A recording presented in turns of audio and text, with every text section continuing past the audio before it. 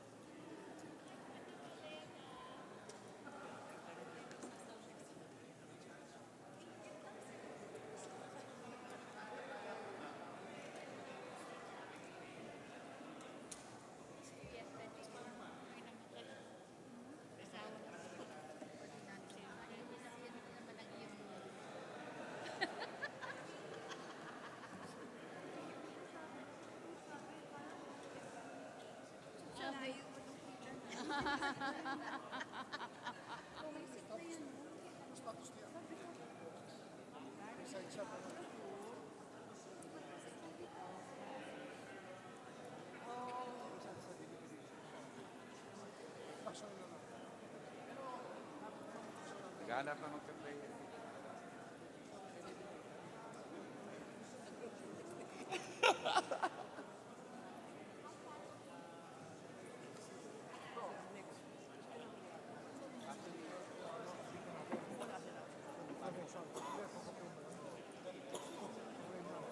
Isa kang nominee lang. Nagkapalo ako ng orders. Tama naman eh. It's a good deal. Sino player natin? Yun lang. Pare, padala mo. Wala pa? Sign up.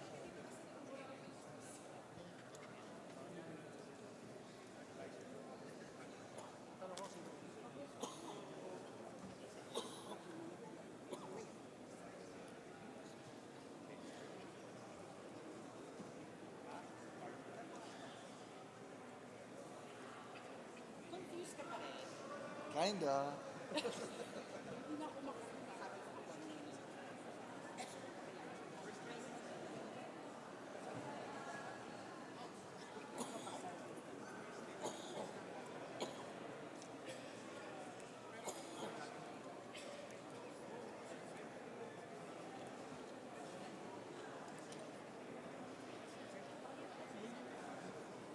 Talagang si Kika. May nagkapalit yan eh. Si Coco talaga yan.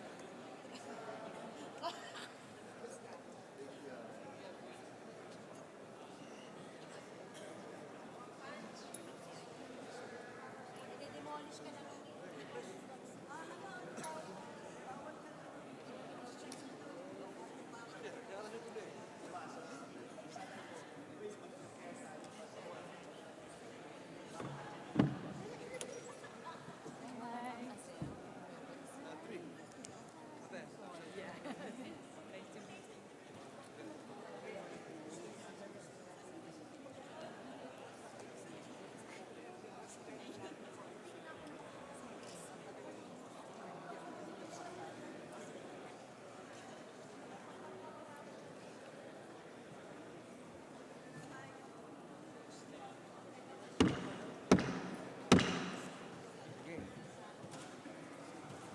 The session is now called to order.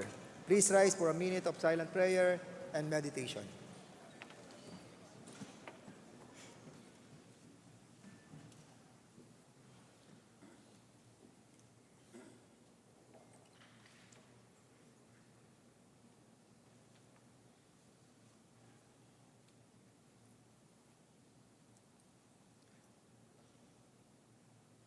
Please remain standing for the singing of the national anthem.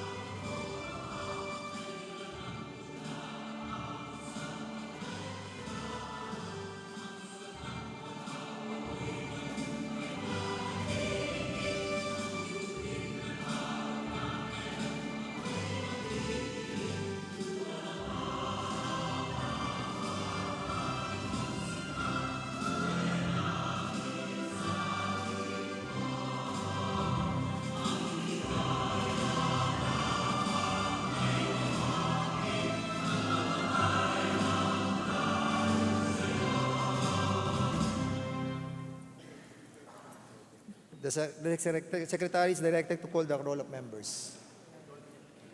Majority Leader, please. Mr. Speaker, we move to defer the calling of the roll. So move. Is there any objection? Hearing none, the said motion is now approved. Mr. Speaker, we move to approve the Journal Number 3, dated July 24, 2019. So move, Mr. Speaker. There's a motion. Is there any objection? Hearing none, the said motion is now approved. Majority Floor Leader. Mr. Speaker, we move to take up the reference of business for the day and to have the Secretary General read the titles of the matters at hand. So move, Mr. Speaker.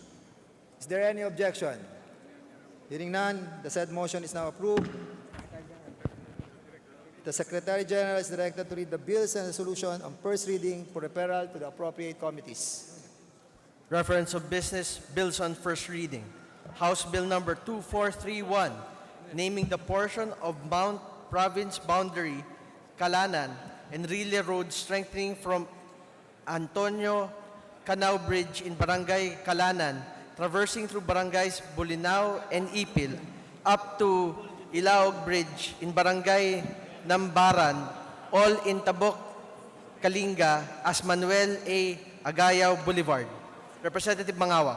To the Committee on Public Works and Highways. House Bill Number 2432, converting the Kalinga Provincial Hospital in Tabac City, Kalinga into a Level 3 regional hospital to be known as the Northern Cordillera Regional Medical Center. Representative Mangawang. To the Committee on Health. House Bill Number 2433, mandating each LGU to allot to cooperatives 2% of its appropriation for local development projects. Representative Kanama. To the Committee on Local Government. House Bill Number 2434, 2522, 2549, establishing, creating the Coconut Farmer and Industry Development Trust Fund and providing for its management and utilization. Representative Kanama, Nograles Jericho, and Villafuerte. To the Committee on Agriculture and Food. House Bill Number 2435, providing for the creation of the Cooperative Banking Act. Representative Kanama. To the Committee on Banks and Financial Intermediaries. House Bill Number 2436, making the position of a cooperatives officer mandatory in the municipal, city, and provincial levels. Representative Kanama. To the Committee on Local Government. House Bill Number 2437, restructuring the Philippine National Railway System. Representative Alvarez Pantaleon. To the Committee on Transportation and Local Government Enterprises and Privatization and Committee on Transportation. House Bill Number 2438, creating the Siargao Development Authority. Representative Alvarez Pantaleon. To the Committee on Local Government and Committee on Local Government, Committee on Government Enterprises and Privatization. House Bill Number 2439, providing productivity improvement programs with fiscal incentives. Representative Salceda. Labor and Employment. House Bill Number 2440, creating the Philippine Sports Academy as an attached agency of the PSC. Representative Salceda. Committee on Youth and Sports and Development. House Bill Number 2441, modernizing the national measurement system of the Philippines. Representative Villafuerte. To the Committee on Science and Technology. House Bill number 2442, establishing a National Center for Information and Technical Assistance relating to all types of family resource and support programs. Representative Villafuerte. The Committee on Population and Family Relations. House Bill number 2443, regulating further the sale of second-hand articles, particular electronic and telecommunications equipment. Representative Villafuerte. Revision of laws. House Bill number 2444, providing for the establishment of Women's and Children's Hospital in Pamplona, Camarines Sur, to be known as the Bicol Women's and Children's Hospital. Representative Villafuerte. Committee on Health. House Bill number 2445, strengthening the animal industry and veterinary services in the Philippines. Representative Villafuerte. Committee on Agriculture and Food. House Bill number 2446, providing guidelines for the establishment and operation of local colleges and university. Representative Villafuerte. Committee on Higher and Technical Education. House Bill number 2447, mandating and institutionalizing development, training, organization, and administration of basic ROTC in grades 11 and 12 in public and private educational institutions. Representative Villafuerte. Basic Education and Culture. House Bill number 2448, strengthening the barangay unit through support for barangay officials and barangay volunteer workers. Representative Villafuerte. Local Government. House Bill number 2449, instituting the Philippine Labor Force Competitives and Competitives Program, establishing free access to TechVoc training programs. Representative C. Alvarado. Higher and Technical Education and the Committee on Labor and Employment. House Bill number 2450, providing for a national housing development, production, and financing program. Representative C. Alvarado. Committee on Housing and Urban Development. House Bill number 2451, creating the Department of Disaster Resilience. Representative Fortune. The Committee on Government Reorganization and the Committee on Disaster Management. House Bill number 2452, upgrading the minimum salary grade levels of teachers from salary grade 11 to 19. Representative Tan Angelina. Committee on Appropriations. House Bill number 2453, prohibiting the access of children to alcohol or alcoholic beverages. Representative Tan Angelina. The Committee on Welfare and Children. House Bill number 2454 to 2457, establishing TESDA training and assessment centers in the province of Quezon. Representative Tan Angelina. Committee on Higher and Technical Education. House Bill number 2458, re-establishing the General Vito Belariamo National High School and enhancing its sports curriculum. Representative Reyes. The Committee on Basic Education and Culture. House Bill number 2459 to 2462 and 2464 to 2466, separating, converting National High School extension into independent national high schools in the province of Cebu. Representative Calderon. Basic Education and Culture. House Bill number 2463 to 2503, creating district engineering offices in the legislative districts of Cebu and Bukidnon. Representative Calderon and Roque. Committee on Public Works and Highways. House Bill number 2467, increasing the excise tax on alcohol products, heated tobacco products, and vapor products. Representative Romualdez Ferdinand, Romualdez Sieda. The Committee on Ways and Means. House Bill number 2468, mandating the regulation of all car wash facilities nationwide. Representative Almario. The Committee on Trade and Industry. House Bill number 2469 and 2546, strengthening and modernizing the Bureau of Fire Protection. Representative Almario and Villafuerte. The Committee on Public Order and Safety. House Bill number 2470 and 2477, increasing the minimum basic salaries of public school teachers. Representatives Bolilla and Lim. Committee on Appropriations. House Bill number 2471, expanding the coverage of exemption from the payment of travel tax and providing travel tax discount to senior citizens and PWDs. Representative Bolilla. Committee on Tourism. House Bill number 2472, safeguarding the maritime territorial integrity of the Philippines. Representative Savillano. Committee on Local Government. House Bill number 2473, establishing a national high school at Barangay Flora in Santo Domingo, Ilocos Sur, to be known as the Flora National High School. Representative Savillano. To the Committee on Higher and Technical Education. House Bill number 2474, appropriating 250 million to the DOT, NHCP, NCCA, National Archives of the Philippines, National Museum of the Philippines, National Library of the Philippines, and other such related government agencies for a quintessential commemoration of the first circumnavigation of the globe, the introduction of Christianity as a religion in the Philippines, and Magellan's Landing on March 19, 1521. Representative Savillano. To the Committee on Basic Education and Culture. House Bill number 2475, providing for additional support and compensation for educators in basic education. Representative Suarez David and Villarasa Suarez. Basic Education and Culture. House Bill number 2476, providing enhanced protection, security, and benefits for media workers. Representative Taduran, Yap Eric, and Tulfo. Labor and Employment. House Bill number 2478, converting the Luzon Medical Center Hospital from secondary to tertiary level hospital and regional training center under the full administrative and technical supervision of the DOH, increasing its bed capacity from 200 to 700. Representative Suarez David, Villarasa Suarez.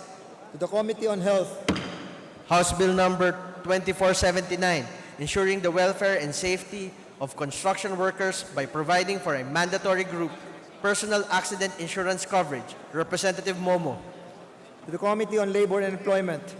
House Bill number 2480 and 2541, redefining the term indigent senior citizen. Representative Tan Angelina and Daza.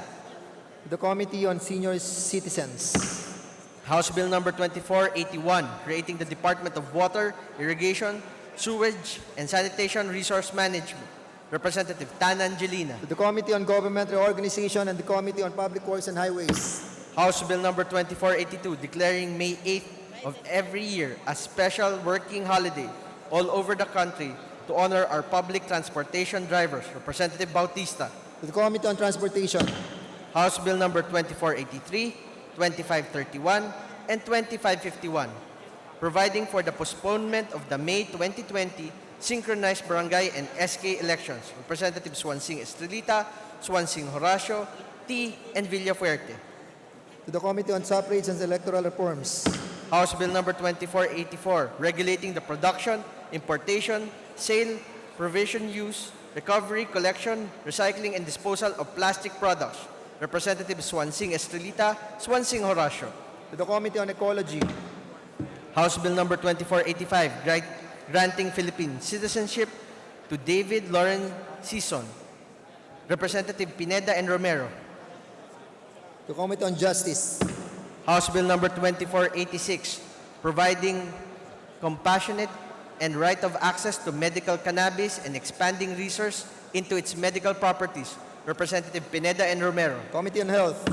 House Bill number 2487, imposing severe penalties for taxi drivers who are directly involved in the commission of various crimes. Representative Castelo. Committee on Transportation. House Bill number 2488, declaring July 27 of every year as a special non-working holiday in recognition of the founding anniversary of the Iglesia Ni Cristo in the Philippines. Representative Castelo. Committee on Revision of Laws. House Bill number 2489, authorizing instruction related to the prevention of suicide among youths as an integral part of health education. Representative Castelo. To the Committee on Health. House Bill number 2490, amending certain sections of PD 910. Representative Castelo. The Committee on Energy. House Bill number 2491, authorizing the utilization of PCSO funds from unclaimed lotto prizes for disposition and administration by the DSWD for its social welfare programs. Representative Castelo. To the Committee on Games and Amusement. House Bill number 2492, prohibiting PUV operators to employ drivers for more than 8 hours a day. Representative Castelo. Committee on Labor and Employment. House Bill number 2493, creating the National Automotive Safety Administration. Representative Castelo. Committee on Transportation. House Bill number 2494 and 2524 to 2530, converting certain avenue provincial roads into national roads in Quezon City and the province of Batangas. Representative Castelo and Bolilla. To the Committee on Public Works and Highways. House Bill number 2495, establishing TESDA Romblon Provincial Training Centers in the Romblon Province. Representative Madrona. Committee on Higher and Technical Education. House Bill number 2496, creating Zamboanga International Airport Authority. Representative Dalipe. Committee on Government Enterprises and Privatization, and the Committee on Transportation. House Bill number 2497, extending franchise granted to Calapan Telephone Systems Incorporated. Representative Liachon. On the Committee on Legislative Franchises.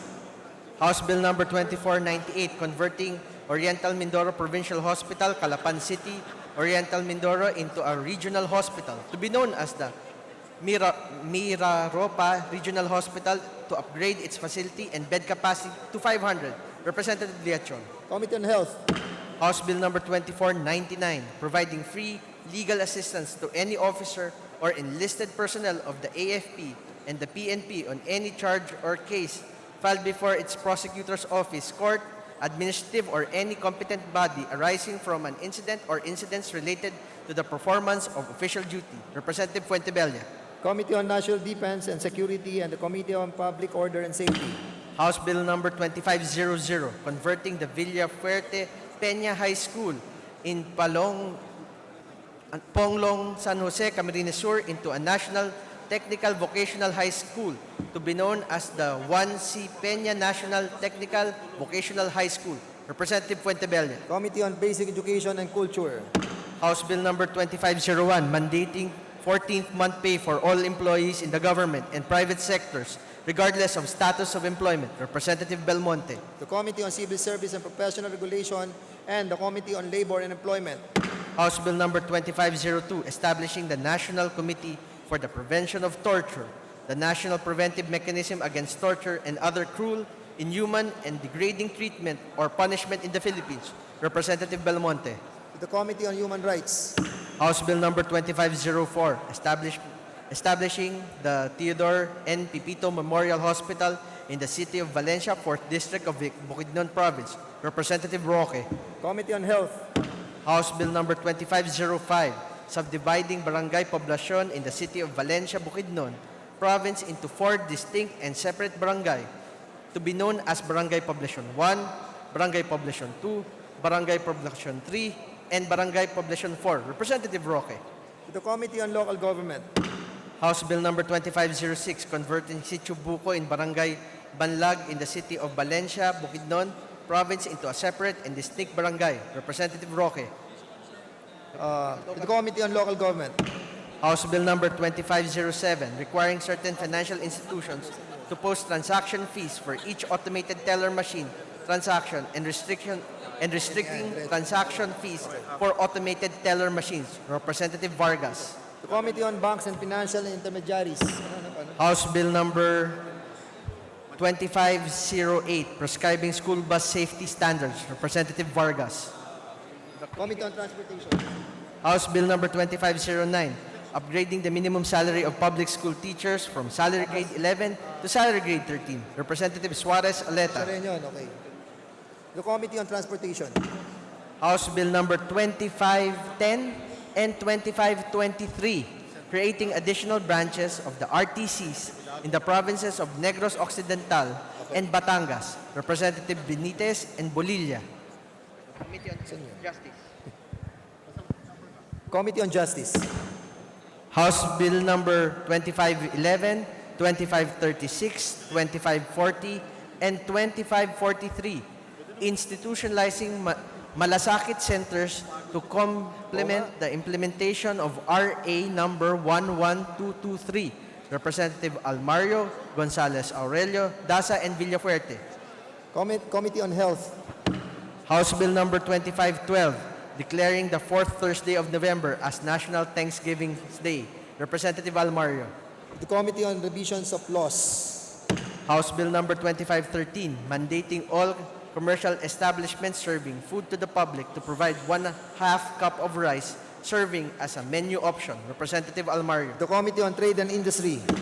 House Bill number 2514, establishing the Water Security and Sustainability Initiative, creating for the purpose the Department of Water Resources.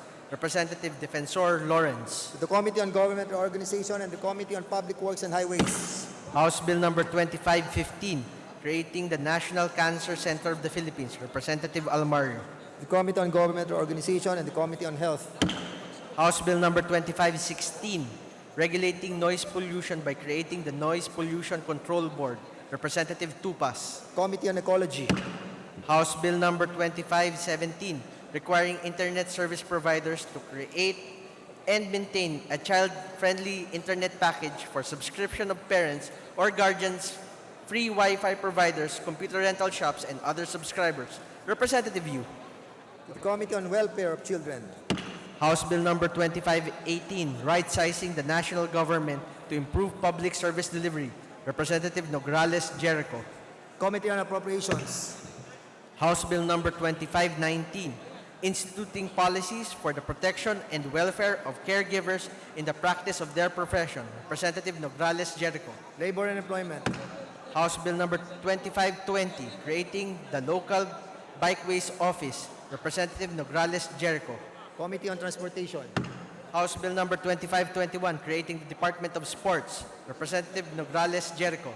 Committee on Government Reorganization and the Committee on Youth and Sports Development. House Bill number 2532, establishing a Philippine Statistics Authority Civil Registration Service, Bills outlet in Bungalon, Pangasinan. Representative Espino. Committee on Population and Family Relations. House Bill number 2533, establishing a Department of Foreign Affairs Regional Consular Office, Satellite Office in Bulangon, Pangasinan. Representative Espino. Committee on Foreign Affairs. House Bill number 2534, declaring the downstream Agno River as an ecotourism zone. Representative Espino. Tourism.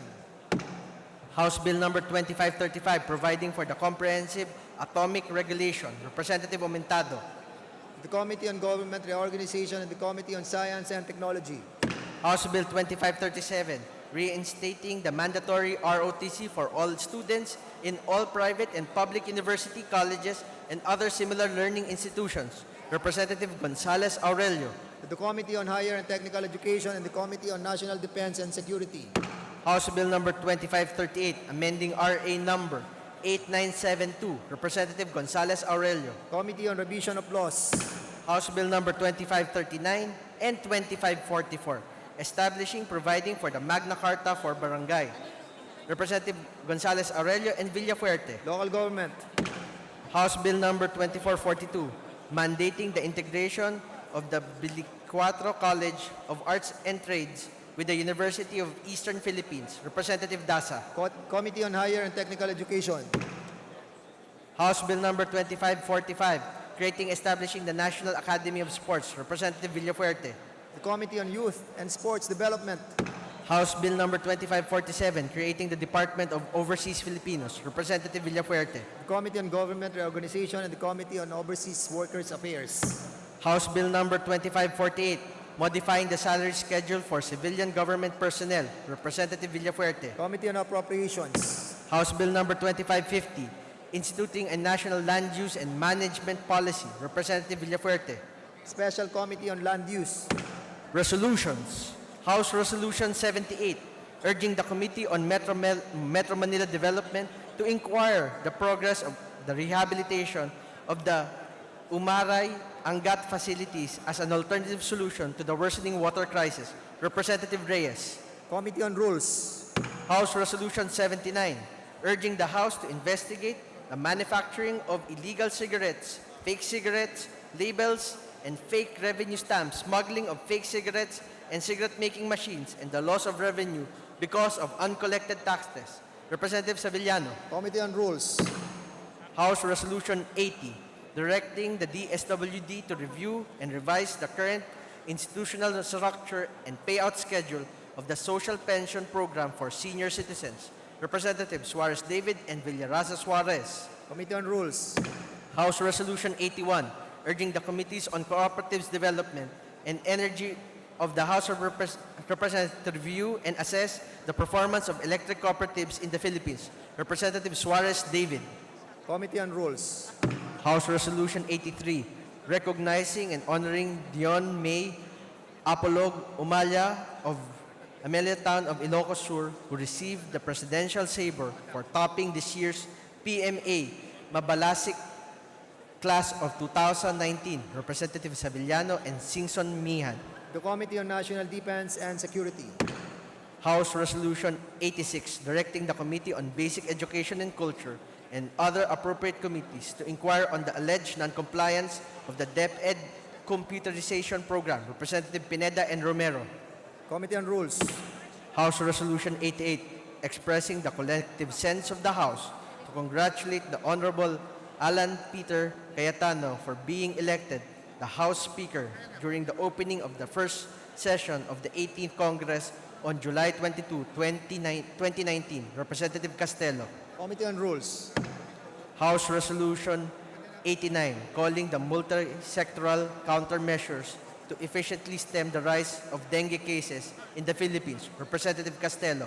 Committee on Health, House Resolution 91, directing the House Committees on Human Rights to investigate recent militarization and human rights violation on the communities of Barangay Dominga, Kalinan, District, Davao City, allegedly perpetrated by the elements of the AFP 3rd Infantry Battalion. Representative Brosas, Zarate, Gaite, Colyamat, and Ilago. Committee on Rules, House Resolution 92, resolution directing the Committee on Human Rights to inquire on the recent People's Army backed by the 18th IB of the Committee on Human Rights to investigate the human rights violations allegedly perpetrated by elements of the CIDG Region 7 in Cebu City on Salungpongan High School teacher Amelia Pond, which included illegal arrests and filing of trumped-up charges. Representative Brosas, Zarate, Gaite, Colyamat, and Ilago. the Committee on Rules, House Resolution 94, urging the House Committee on Human Rights to investigate human rights violations allegedly perpetrated by elements of the CIDG and ISA on Lilia Bukatkat, which included illegal arrests and filing of trumped-up charges. Representative Brosas, Zarate, Gaite, Colyamat, and Ilago. Committee on Rules, House Resolution 95, directing the Committee on Human Rights to inquire on the military operations of the elements of the 39th and 72nd Infantry Battalion of the Philippine Army in North Cotabato and Bukidnon that led to the documented cases of human rights violation of civilians therein under the circumstances of martial law and suspension of the privilege of the writ of habeas corpus. Representative Brosas, Zarate, Gaite, Colyamat, and Ilago. the Committee on Rules, House Resolution 96, urging the Committee on Human Rights to investigate the multiple human rights violations and sexual harassment resulting from the encampment of the elements N50 Infantry Battalion, Philippine Army, and ancestral domain of the indigenous community in Agama, Western Lubangan, Kalinga. Representative Brosas, Zarate, Gaite, Colyamat, and Ilago. Archives, Communications. Letter dated 16 July 2019 of Salvador C. Medaldea, Executive Secretary, Office of the President, Malacanang, transmitting 2 original copies, each of RA's number 11252 and 11253, which lapsed into law on 30 March 2019. Archives.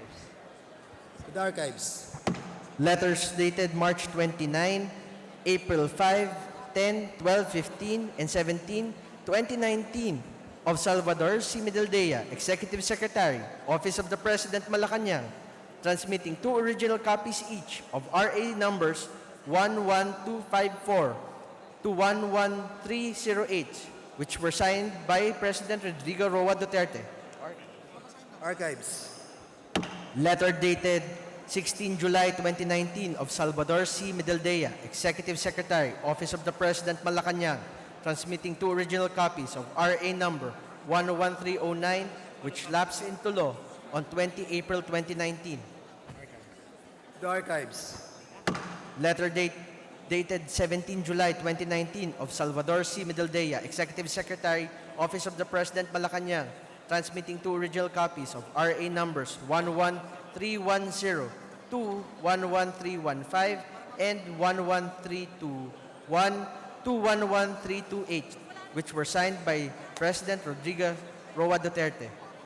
Archives, Letters dated 18 July 2019 of Salvador C. Medaldea, Executive Secretary, Office of the President, Malacanang, transmitting 2 original copies each of RA numbers 11316 to 11320, which lapsed into law on 22 April 2019. Archives. Archives.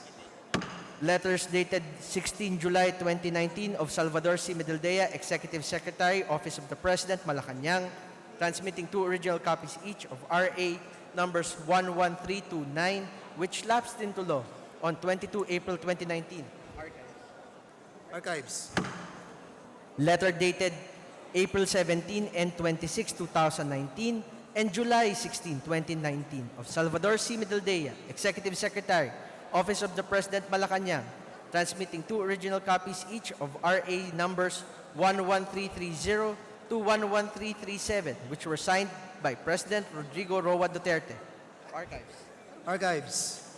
Letter dated 16 July 2019 of Salvador C. Medaldea, Executive Secretary, Office of the President, Malacanang, transmitting 2 original copies each of RA numbers 1138 to 11345, which lapsed into law on 27 April 2019. Archives. Archives. Additional reference of business resolution. House Concurrent Resolution Number 3. Concurrent resolution providing for the legislative calendar for the first regular session of the 18th Congress of the Philippines. Representative Romualdez Ferdinand and Abante. Committee on Rules. Majority Floor Leader.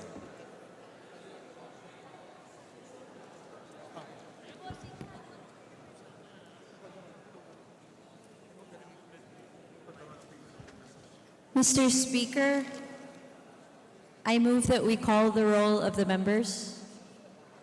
Is there any objection? Hearing none, the said motion is now approved. Roll call of members. Honorable members. Abante, Baya, Bellanosa, Abueg Saldivar, Abunda, Acop, Acosta Alba, Jong, Advincula, Gabas, Agaraw, Aglipay, Aguinaldo, Albano Antonio, Albano Rodolfo, Almario, Alonte, Alvarez Franz, Alvarez Senaro, Alvarez Pantaleon, Amante Matba, Amatong, Andaya, Angara, Aragones, Arbison, Arenas, Arroyo, Chenza, Mentado, Babasa, Bagatsing, Balindong, Barba, Barbers, Maronda, Berzaga, Bascug, Bautista, Bautista Bendigan, Belmonte, Benitez, Bernos, Biason, Billones, Piron, Bolilla, Bondoc, Bordado, Bravo, Rosas, Bulot, Bustos, Kabatbat, Kabutchan, Cabredo, Cagas, Calderon, Calixto, Caminero, Campos, Canama, Kawagdan, Cari, Castelo, Castro Franz, Castro Fredinil, Cayetano Alan Peter Compañero, Cayetano Mariam Laarni, Celeste, Chato, Chipeco, Chungalaw, Co Angelina, Co Elizalde, Coanco, Collantes, Crisologo, Cuba, Cuaresma, Cueva, Culyamat, Dagook, Dalipe, Dalog, Dasa, De Jesus, De Venecia, Defensor Lawrence, Defensor Michael, Del Mar, De Los Santos, De Los Montalia, De Maporo Abdullah, De Maporo Muhammad Cal, Duavit, Duhali, Duterte, D. Faustino Ino, D. Faustino Michael, D. Ian Paul, Ebcas, Ecleo, Elago, Enverga, Erice, Ergel, Ermita Buhain, Escudero, Espina, Espino, Estrella, Fariñas Ria Cristina, Fariñas Rudy Cesar, Fernandez, Fernando, Fer Juliet, Fer Luis, Flores, Fong Juan, Fortun, Fortuno, Frasco, Fuentebella, Gaite, Garbin, Garcia Jose Enrique, Garcia Pablo Jan, Garcia Vincent, Garin Janet, Garin Sharon, Gasetaya, Gatchalian, Gato, Heron, Go Ed Christopher, Go Mark, Gonzaga, Gonzales Aurelio Dong, Gonzales Neptali, Gonzales, Goroseta, Guico, Gullias, Guya, Haresco, Hataman, Hernandez, Herrera D, Hofer, Halushos, Javier, Jimenez, Ko Elisa, Ko Wilton, Kong Hun, Labad-Labad, Lacson, Lacson Noel, Lagman, Lagon, Lara, Lasatin, Liachon, Legarda, Lim,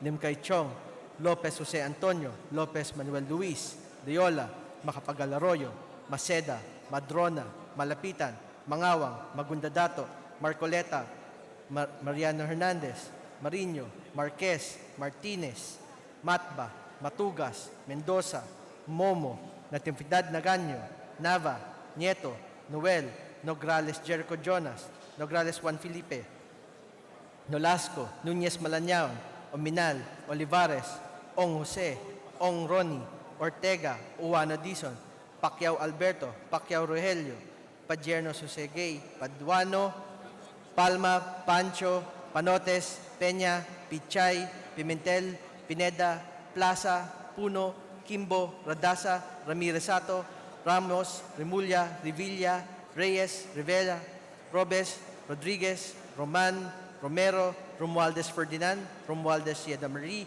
Romualdo, Romulo, Roque, Sakdalan, Sagarbaria, Sakaluran, Salceda, Salimbangon, Salo, Sanchez, Sancopan, Santos Recto, Sarmiento, Saulug, Savillano, Xiao, Silverio, Singson, Singson Mihan, Sinsuwat, Swansing Estrelita, Swansing Horacio, Suarez Aleta, Suarez David, Suntay, Si Alvarado, Taduran, Talyado, Tambunting, Tan Alisa, Tan Angelina, Tan Shamir, Tan Shari, Tan Tambut, Tejada, Teves, Arnulfo, Teves Jose, Tiangco, Tolentino, Torres Gomez, Tules, Tupas, Tutor, T, Umali Alfonso, Umali Maria Victoria, Unabia, Ungab, Uy, Uy Rolando, Valeriano, Valmayor, Vargas, Vargas Alfonso, Velasco Veloso, Vergara, Villa, Villafuerte, Villanueva, Brother Eddie, Villanueva Noel, Villaras Suarez, Villarica, Violago, Yap Eric, Yap Victor, Yu, Zamora Ronaldo, Zamora Waikurat, Zarate Zubiri. Speakers present.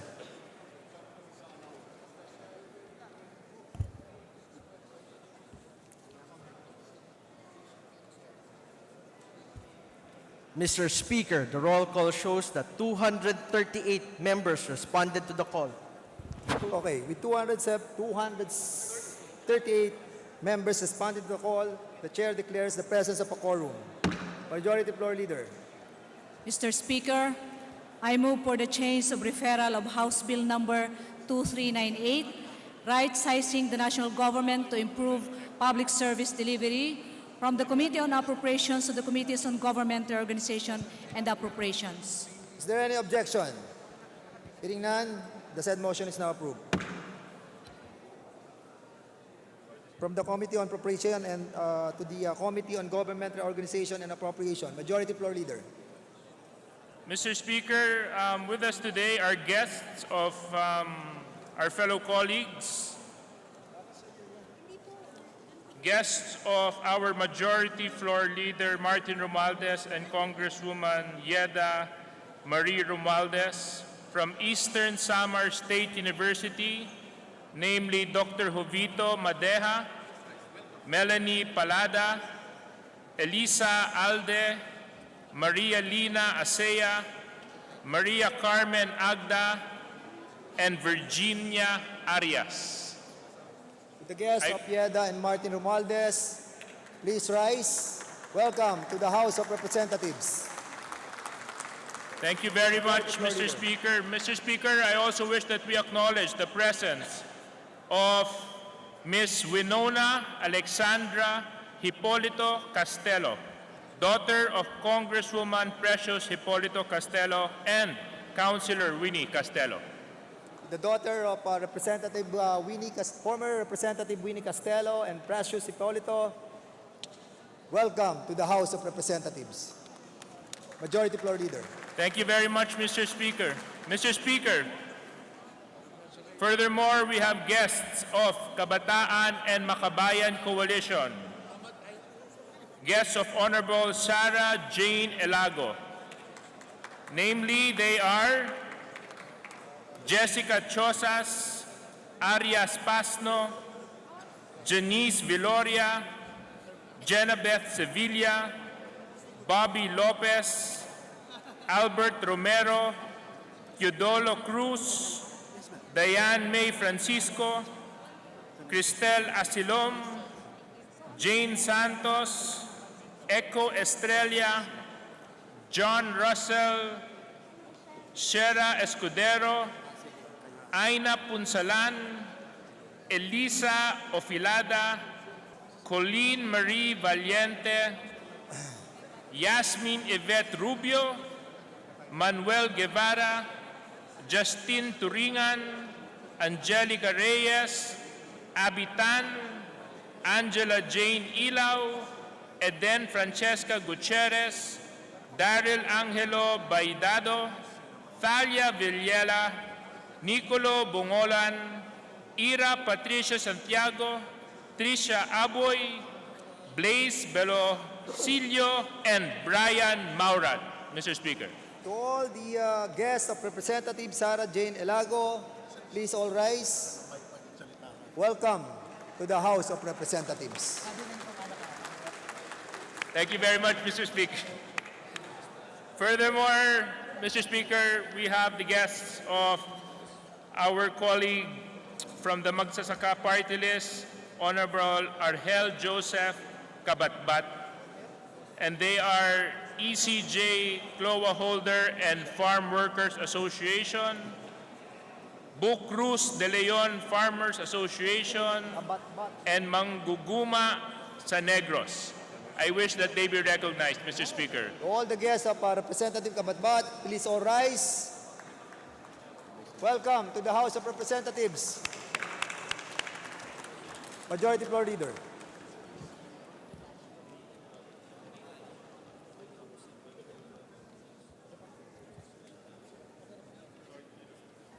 Mr. Speaker, on the part of the majority,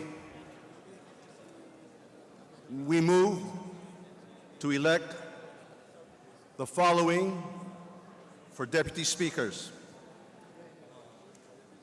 Congresswoman Rosemary Arenas, Congressman Rodante Marcoleta, Congressman Henry Wominal, and Congressman Pablo Jan Garcia. Is there any objection? Hearing none, the said motion is now approved. Majority Floor Leader. Mr. Speaker, we move to elect the following for Deputy Majority Leader: Congresswoman Marilyn Lenlen Alonte and Congresswoman Bernadette B.H. Herrera. For Assistant Majority Leader, Congresswoman Julian Jamjam Baronda,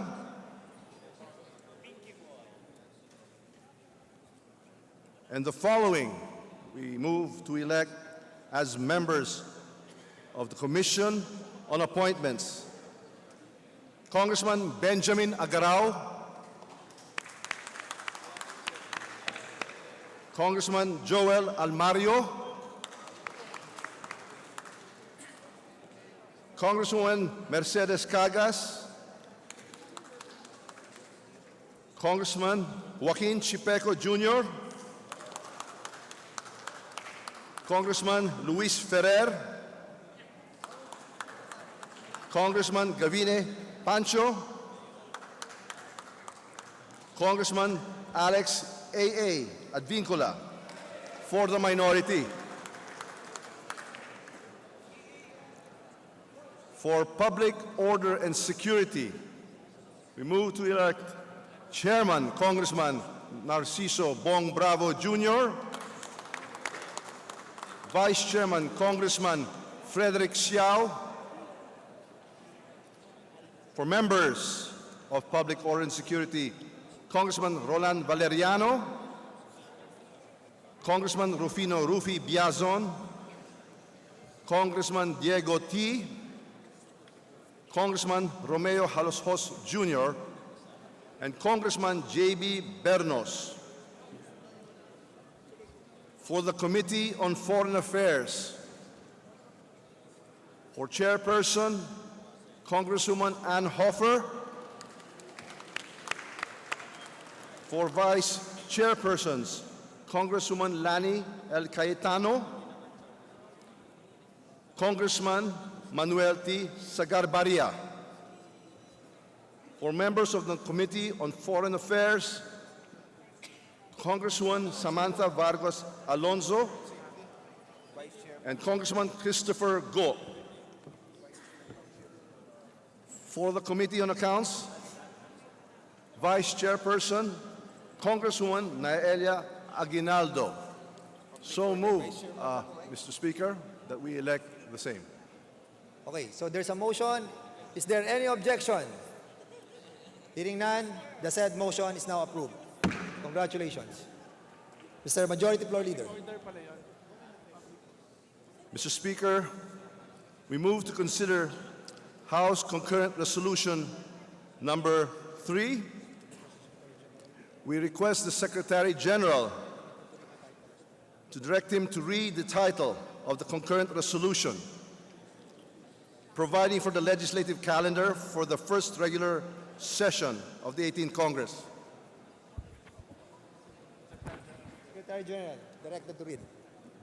House Concurrent Resolution number 3, concurrent resolution providing for the legislative calendar for the first regular session of the 18th Congress of the Philippines. Representative Romualdez Ferdinand and Abante. Mr. Speaker, we move to adopt the same. Is there any objection? Hearing none, the said motion is now approved. Majority Floor Leader. Go back to privilege hour.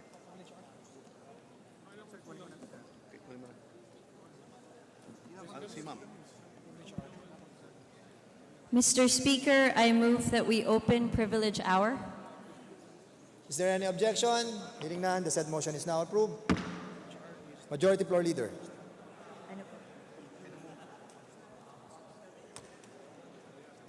Mr. Speaker, I now move that the Honorable Representative Franz Castro from the party list ACT teacher be recognized to avail of the privilege hour. The Chair recognizes Representative Sara Jane Elago from Party List Kabataan to deliver her speech. Hindi si... I'm sorry, Franz Castro from ACT teacher. You are recognized. Thank you, Mr. Speaker. Magandang hapon, Mr. Speaker, at sa mga kapwa ko kinatawan. Tumatayo ako rito ngayon upang ihapag ang usapin ng kawalan na nakabubuhay na sahod ng mga kawani sa pamahalaan, na mayorya ay mga guro, kawani sa mga pampublikong paaralan. Marahil ay ikinatuwa ng marami ng marinig ang panibagong pangako ng Pangulo na paparating na ang bagong salary adjustments. Ayon sa Pangulo, sa kanyang SONA, the SSL adjustment will be a little bit than before at hindi masyadong malaki. Mr. Speaker at mga kapwa ko kinatawan, naririto ako upang itaas ang diskusyon mula sa salary increase patungo sa substantial salary increase. Being the direct representative of teachers and education personnel, and on behalf of the rest of those in the civil service, including those among us here who ably assist us in the daily working of this House, let me explain why this 18th Congress should enact substantial salary increases rather than a mere salary increase that is a little bit bigger than before or hindi masyadong malaki. Dear colleagues, the inflation rate is a lot bigger since the last salary adjustment, especially because of the regressive taxes brought about by the train law. Masyadong malaki ang pagtaas ng presyo sa palengke, grocery, ang tuition, kuryente, tubig, at iba't ibang bayarin. Malaki ang pangamba sa ating mga kawani, lalo na sa mga guro, nurse, at sa mayorya ng mga nasa middle and low levels or salary grades ng ibig sabihin ng Pangulo sa a little bit bigger than before ay a little bit bigger than SSL4. Counting balik tanaw para malaman natin ang katwiran ng pangambang ito. Noong 2015 ay ipinatupad ang Salary Standardization Law 4 na mariing kinadismaya ng ACT Teachers Party List 10 na mga guro bilang barya-barya, di pantay at discriminatory kontra sa low and middle levels at ito po ay mapanlinlang. Bakit po? Dahil una, matapos ipako ang sweldo at paghintayin ng ilang taon ang government employees after the last tranche of Salary Standardization Law 3, binigyan sila ng tingi-tinging increase na umabot sa annual average na 551.25 para sa mga guro at 500 naman para sa mga pinakamababang posisyon. Kung sino pa ang pinakahigit na kailangan ang dagdag na panggastos ay sila pa ang pinagkaitan. Ito ang wage inequality sa gobyerno na pinasahol ng huling SSL adjustment. Mas pinaboran nito ang mas matataas na opisyal kaysa sa rank and file employees na bumubuo sa malawak na mayorya ng mga kawani ng gobyerno. Ang EO 201 o karaniwang tinatawag na SSL4 ay nagpalaki pa sa gap sa pagitan ng lowest at highest paid government employees. Ang pinakamababang government employee ay biniglan lamang ng 22.98% increase. Ang Teacher 1 at Nurse 1 ay binigyan ng 11.89% increase. Samantala, para sa mga executive level positions, ang aumento para sa kanila ay umabot mula sa 76.96 para sa salary grade 25 hanggang 233.12 para sa salary grade 33. Ang pinakamataas, ito po ay ang sweldo ng ating Pangulo. Ngayon, ano ba ang mga nangyari mula nung huling amendment ng SSL? Una, may train na sumalpok sa mamamayan at nagpataw ng regressive taxes at nagpataas ng inflation rates at mga average at double to triple increase since 2017. Regressive consumption taxes, kaya ultimately mas malaki ang binabayarang buwis ng mga may hirap at kahit ang middle class dahil ito ay mga buwis na pinatong sa presyo ng langis at iba pang mga produktong petrolyo at nagdulot ng masamang domino effect sa presyo ng lahat, lalo na ang mga batayang bilihin at serbisyo gaya ng tubig at kuryente. Mr. Speaker, bukod sa lumala ang matagal nang mahirap na buhay, lumala rin mula 2018 ang hindi pagkapantay-pantay o disparity sa pagitan ng mga sweldo ng pulis at militar sa isang banda at mga sibilyan sa kabilang banda. Dahil dinoble ang sweldo ng mga pulis at militar, samantalang pangako lang hanggang sa ngayon ang taas sweldo ng mga empleyadong sibilyan. Naging mas mababa ang kinikita ng civilian employees in general kahit sila ay profesional at mas mataas ang kwalifikasyon kaysa mga uniformado. Halimbawa, mas mataas ng bahagya lamang or 2,000 na pagitan ang sweldo ng entry-level na guro o Teacher 1 kaysa sa candidate soldier. Si teacher ay lisensyado at trained for at least 4 years, pero hindi nalalayo ang sweldo ng high school graduate na candidate soldier. Ang private o tinatawag at PO1 na entry levels ng AFP at PNP ay mas mataas ang sweldo kaysa head teachers 1 and 3, teacher 2 and 3, instructor 1 and 2, nurse 1 and 2. kahit pa mas mataas ang kwalifikasyon at mas mayaman ang work experience nila. Pinatutunayan ng mga nangyayaring ito, Mr. Speaker, matapos ang huling salary adjustment na hindi lamang salary increase ang dapat pag-usapan at ipasa ng Kongresong ito, kundi substantial salary increase. Hindi salary increase, kundi substantial. Sinabi ng Pangulo sa kanyang SONA nang ibibigay niyang taas sahod will tide you over during these hard times.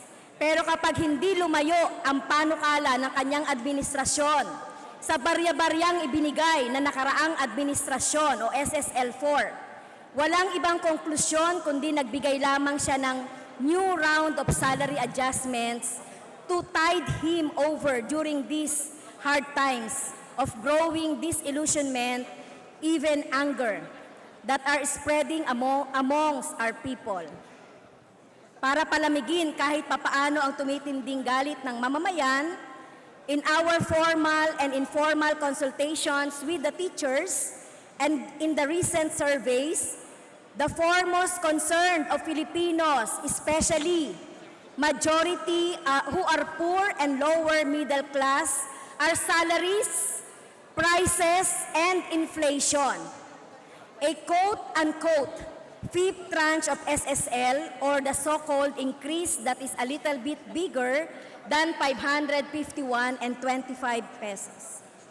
The average annual increase for teachers under SSL4 will not be proper answer to the resounding demand for substantial salary increases and decent salaries. Bakit tayo magsasabatas ng dagdag na sweldo na hindi lalayo sa 500? Samantalang ang LPG at pamasahe pa lamang ay higit na sa ganitong halaga ang itinaas buwan-buwan. Kaya mariing udyok ko sa ating lahat dito na mga bagong halal na kinatawan sa Kongreso.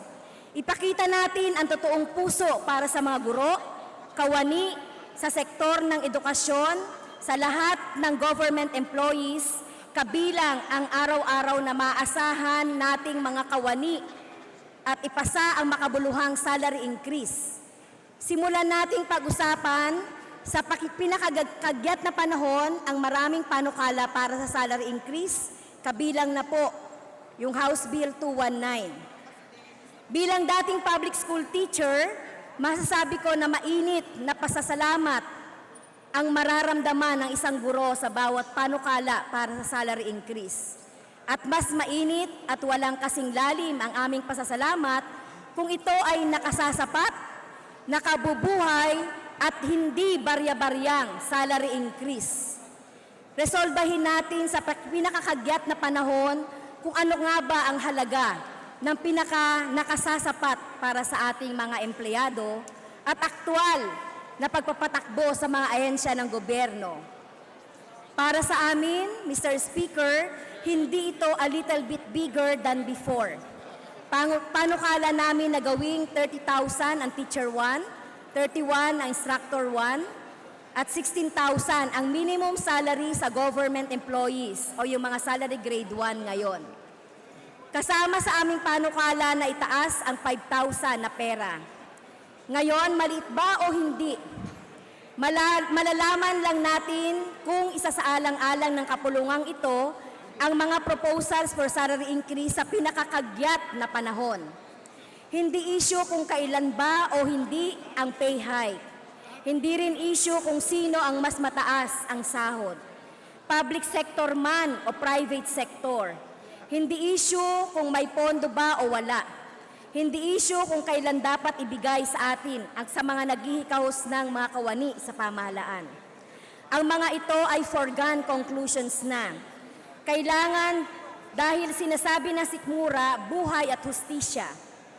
Di maitatangging mababa ang sweldo ng mga public sector at kung may nagsasabing mas mataas ito kumpara sa private sector, ay dahil iyon ay ipit din ang sweldo nila at kailangan din nila ng salary wage hikes. May pondo para sa mga salary increases ng mga teachers at government employees. Dahil una, bilang pinakatapat at pinakamaagap na nagbabayad ng pinakamataas na buwis, karapat-dapat lamang na kanilang ibigay ang budgetary priority.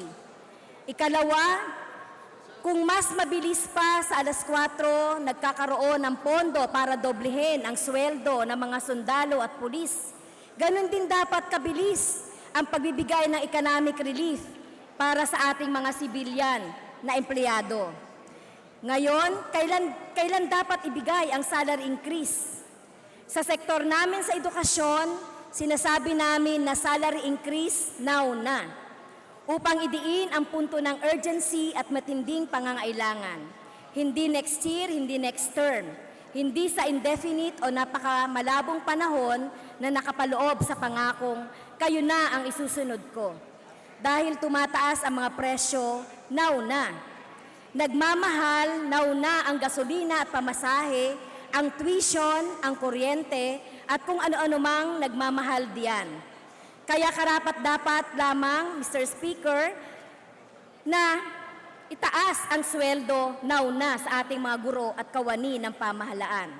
At sa pamamagitan ng pagbibigay ng salary increase, now na ay maiibsan ang kanilang kasalukuyang paghihirap.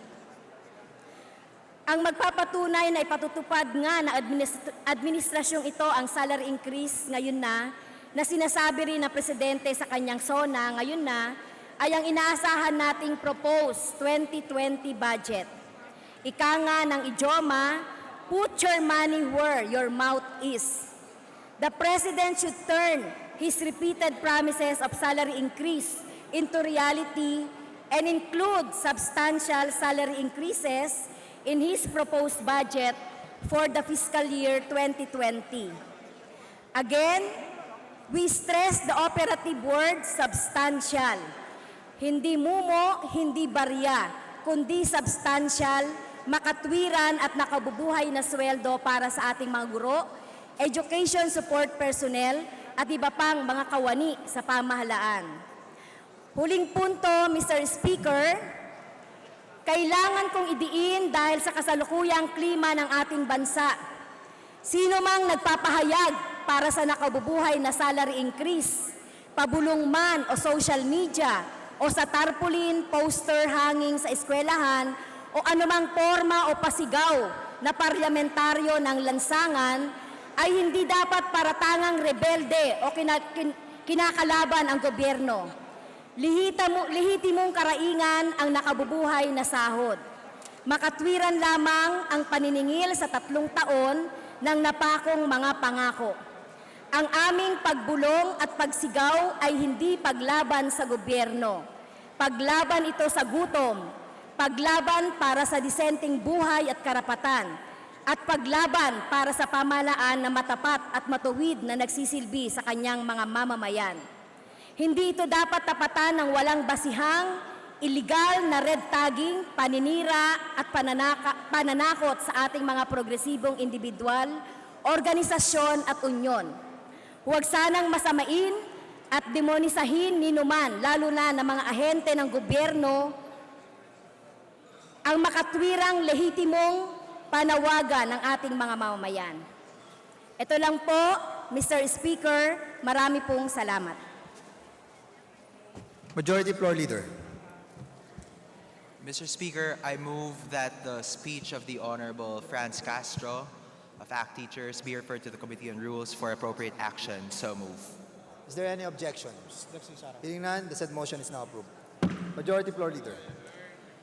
Mr. Speaker, next to avail of the privileged hour is the Honorable Sarah Jane Elago from Kabataan Party List. I move that she be recognized.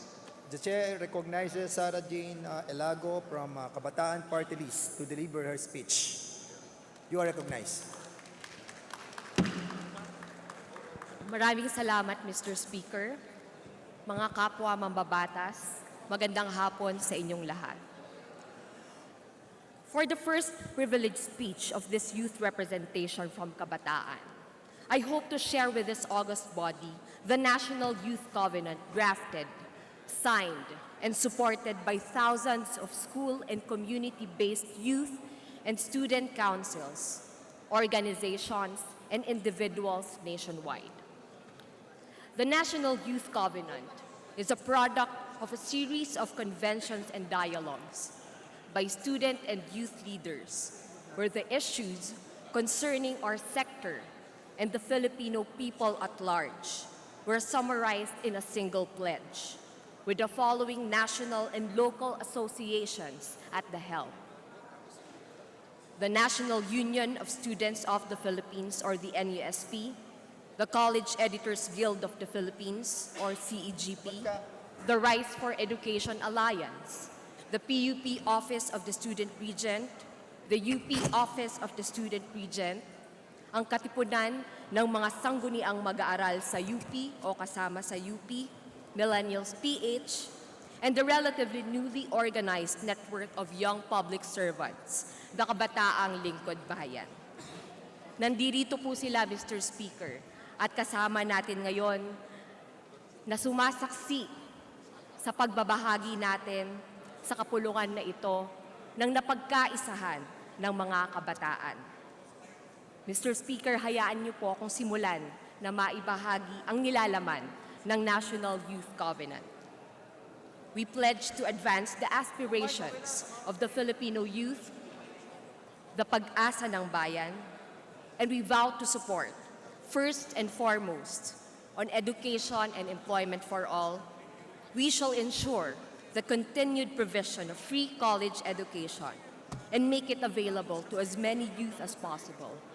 We seek higher funding for public education at all levels, thereby enabling schools to provide accessible student services like food, healthcare, and housing. We resist unreasonable annual tuition and other school fee increases. We shall support the review of the K-12 program on its initial years of implementation. We believe that the concerns of students and other concerned sectors on the said program must be given apt attention. We shall aim to provide students with decent jobs in the country after graduation. We support calls to end contractualization and unfair labor practices and to significantly increase wages of workers. Next, Mr. Speaker, colleagues, on youth empowerment. We commit to empowering students and youth. We support the exercise of democratic rights of youth in and out of school campuses. We shall uphold the integrity of student councils and publications as recognized institutions that cater to student interests. We support the students' institutions in the desire to get adequate funding so that they may be able to perform their mandate. We shall ensure that the Sangguniang Kabataan, or the SK, serves as a training ground for responsible youth leaders through continued training and discussions on community and societal issues. We support sufficient budget and fiscal autonomy of the Sangguniang Kabataan to enable it to independently plan and execute its programs. Then, Mr. Speaker, colleagues, to end discrimination, we recognize the urgent need to end discrimination on the basis of sexual orientation, gender identity and expression in schools, in the workplace, or in the community at large. We support gender equality and calls to end gender-based violence. We shall strive for a society that is free from discrimination of any individual, group, or sector on the basis of religious or political belief. Now, on social services, Mr. Speaker, on better telecommunications and internet, we shall advance better telecommunications to facilitate connectivity and more efficient flow of information among the people. We shall pursue the full implementation of the Free Public Wi-Fi Act. On improved healthcare and mental health awareness, we shall enhance the distribution of healthcare services and make it accessible, especially to the poorest of the Filipinos. We shall promote increased awareness on mental health as a component of the overall health of citizens. Next, on environmental preservation.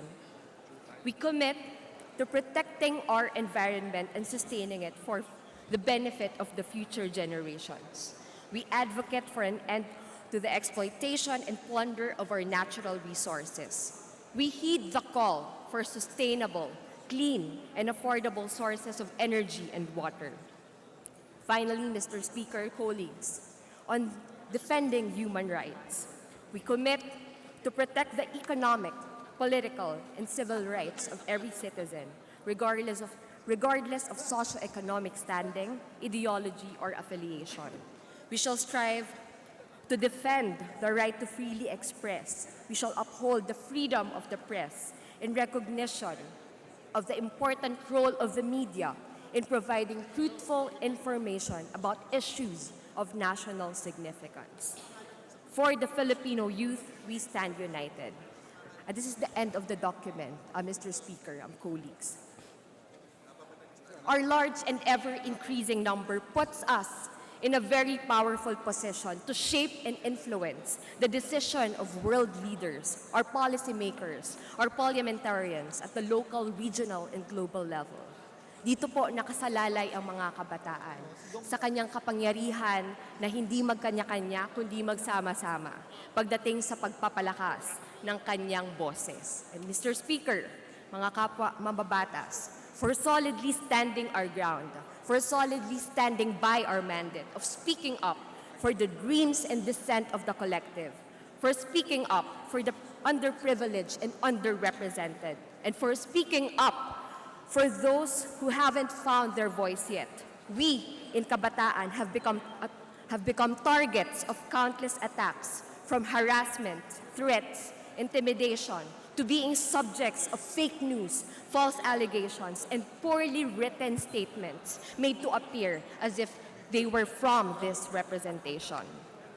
Mr. Speaker, kahapon lamang po, tayo ay nanggaling sa isang regional youth conference, nagbahagi sa mga napakahalagang paksa na may kinalaman sa pagpapayabong ng student and youth organizations. Ang representasyon po na ito ay nagsalita tungkol sa kolektibong pamumuno o collective leadership.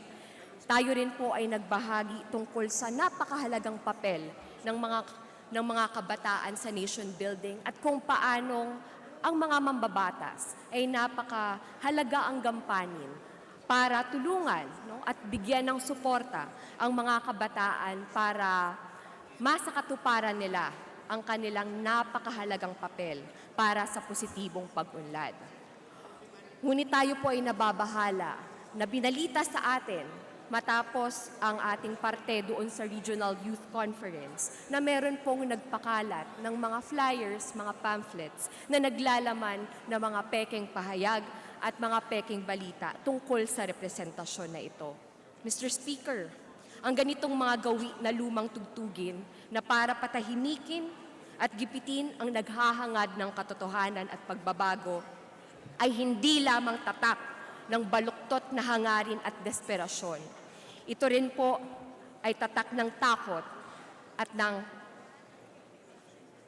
karuwagan. Kaya malinaw sa mga kabataan, sa mga iskolar ng bayan, na kinakailangan palawakin at pahigpitin pa ang pagkakaisa at ang pagbabahagi sa lahat ng mga nakikinig na ang lakas ng kabataan ay nasa kanyang pagkakaisa. Our strength is in our unity. Kaya nananawagan tayo sa lahat na kinakailangan na ang boses ay ating palakasin, gayon din sa pamamagitan ng ating saligan na karapatan na bumoto. Mr. Speaker, on August 1 po, magsisimula na naman ang pagpaparehistro ng mga botante. Voters registration will resume on August 1 until September 30. We welcome COMELEC's announcement that all applications will be processed in all COMELEC field offices from 8 a.m. to 5 p.m. from Mondays to Saturdays, including holidays. Under the Republic Act, number 8189, or the Voters Registration Act of 1996, any Filipino citizen who is not yet a registered voter may apply for registration, provided that he or she is at least 18 years of age on election day and or committed inside the detention centers for at least 6 months immediately preceding election day. No? Dagdag reminder po sa mga magre-rehistro sa darating na August at Setyembre. Also, he or she must be a resident of the Philippines for at least 1 year and in the place wherein he or she proposes to vote for at least 6 months immediately preceding the elections. Those who are age 15 but not more than 30 shall be included in the list of those who may vote for Sangguniang Kabataan candidates. This representation strongly urges all those who have not registered to go out and make time so they can exercise their right to vote. Universities and even senior high schools may organize satellite registration in their campuses in coordination with COMELEC. Ang paparating po na buwan na Agosto ay hindi lamang para sa pagpapalakas ng boses sa pamamagitan ng pagpaparehistro upang makaboto, kundi para maipakita rin ng mga kabataan ang ating pagkilala at pagdiriwang ng buwan ng wikang pambansa. Natampok ang temang Wikang Katutubo tungo sa isang bansang Pilipino para sa taong 2019 sa pamumuno ng Komisyon sa Wikang Filipino o KWF. Sang-ayon po sa naturang komisyon, Mr. Speaker, ito na rin ang ating pakikiisa, ang pakikiisa ho ng Pilipinas sa proklamasyon ng UNESCO ngayong taon para sa International Year of Indigenous Languages. Likewise, in the next month of August, Kabataan Party List will spearhead the observance of the 2019 International Youth Day and Linggo ng Kabataan here at the House of Representatives. The IYD's theme for 2019 is Transforming Education, which highlights the efforts to make education more relevant, equitable, and inclusive for all youth, including efforts by youth themselves. Rooted in Goal 4 of the United Nations 2030 Agenda for Sustainable Development, it will examine how governments, young people, and youth-led and youth-focused organizations, as well as other stakeholders, are transforming education.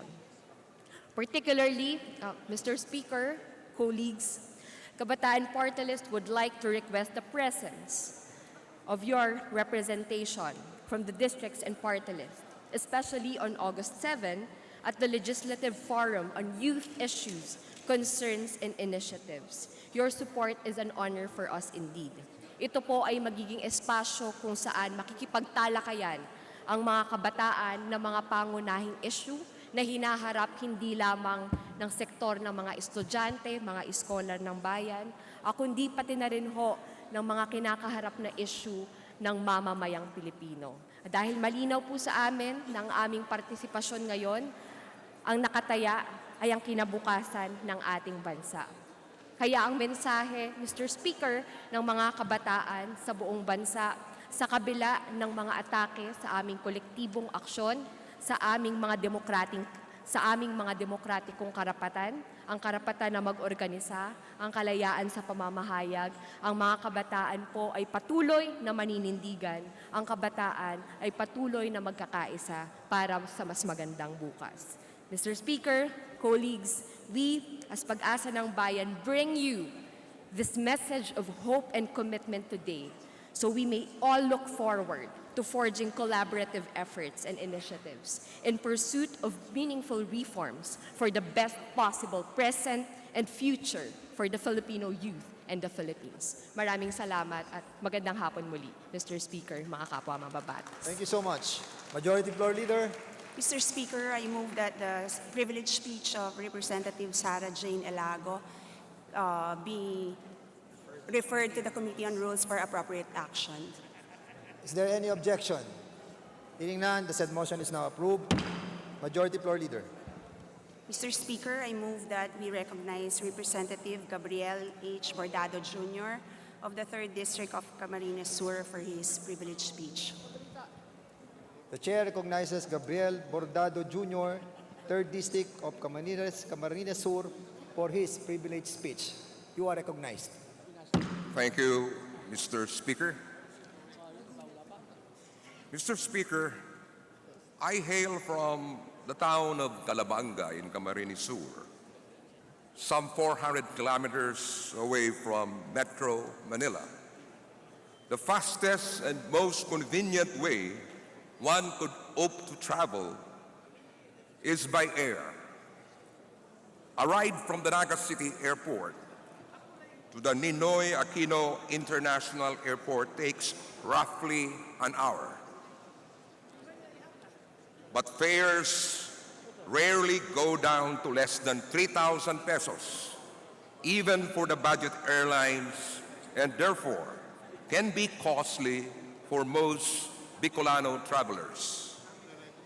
Land travel becomes the next and most obvious option. Private vehicles may be preferable, as one would have the convenience of traveling at his own time or pace, or with the comfort of his own space, but not everyone has access to that either. Therefore, most commuters flocking to Manila choose to travel by provincial buses. A bus ticket from Naga City to Manila costs around 700 pesos one way. And this relatively cheaper option greatly benefits thousands of Bicolanos traveling to Metro Manila. May they be students, workers and employees, families, or people frequenting the city to ply their trade or conduct some business. But, Mr. Speaker, the scheme of things will soon change radically. Next month, the Land Transportation Franchising and Regulatory Board, otherwise known as the LTFRB, and the Metropolitan Manila Development Authority, or the MMDA, will ban all provincial buses from entering EDSA, arguably Metro Manila's busiest highway, in the hopes of mitigating the worsening traffic situation. Most of the terminals for these provincial buses are located along the length of EDSA, and both the LTFRB and the MMDA intend to close them and transfer all provincial routes to interim terminals. Buses coming into Metro Manila from the north would have a terminal in Valenzuela City.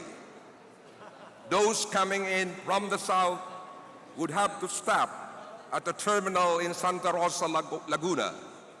And those whose terminals are located along Pasay would have to reroute to Parañaque. And while this allowing provincial buses to enter EDSA may seem like the one way to solve the ever-growing problem of its congestion, I think, Mr. Chairman, that this is but a band-aid remedy that puts unnecessary burden on travelers and commuters, not only from my own province of Camarines Sur, but also from other provinces of the country. I understand, Mr. Speaker, that our colleagues here in the House, Congressman Alfredo Garbin, Congressman Joey Salceda, and even Congressman Caloy Zarate, filed petitions asking the Supreme Court to stop the enforcement of the ban. Let us say that this ban pushes through and provincial buses stop at the designated terminals just outside Metro Manila. Yes, there will be less buses passing through EDSA, but there will be new problems in situations that would need looking into. Cutting the routes short means that commuters from the province would not only have to incur additional travel time and expenses as they find other transportation options into the city, but would also have the additional hassle of transferring from provincial buses to city buses, taxis, or other modes of transport.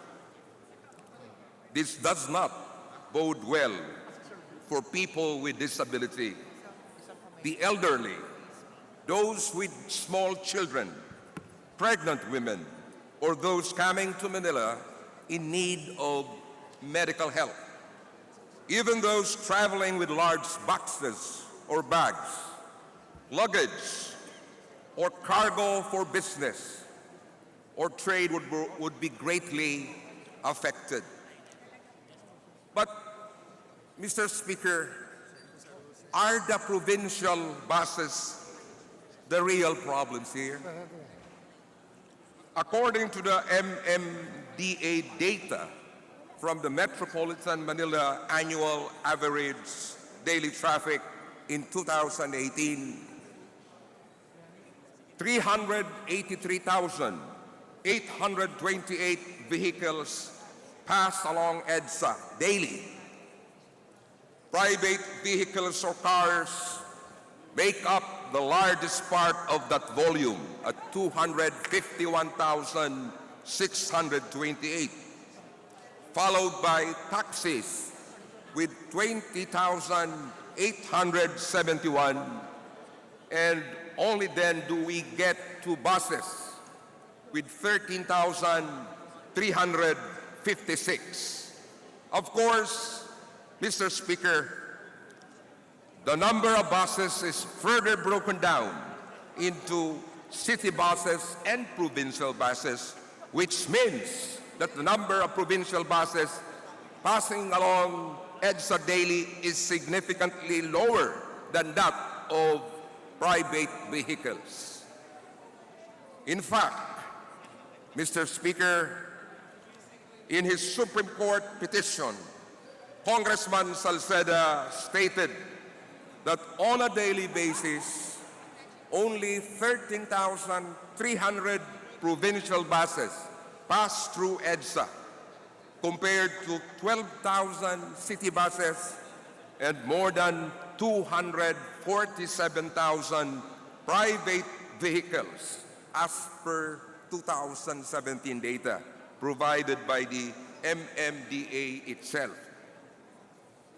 Mr. Speaker, if banning provincial buses from entering EDSA is indeed the solution to the worsening EDSA traffic, would we even feel a significant change, rather than if we address the congestion caused by the staggering estimate of 251,000 private vehicles passing through the highway instead? And once provincial routes are cut short and buses stop at terminals located in Valenzuela City, Santa Rosa, and Parañaque, wouldn't the demand for more city buses, taxis, and private cars and vehicles increase considerably as people look for alternate ways to get to Manila?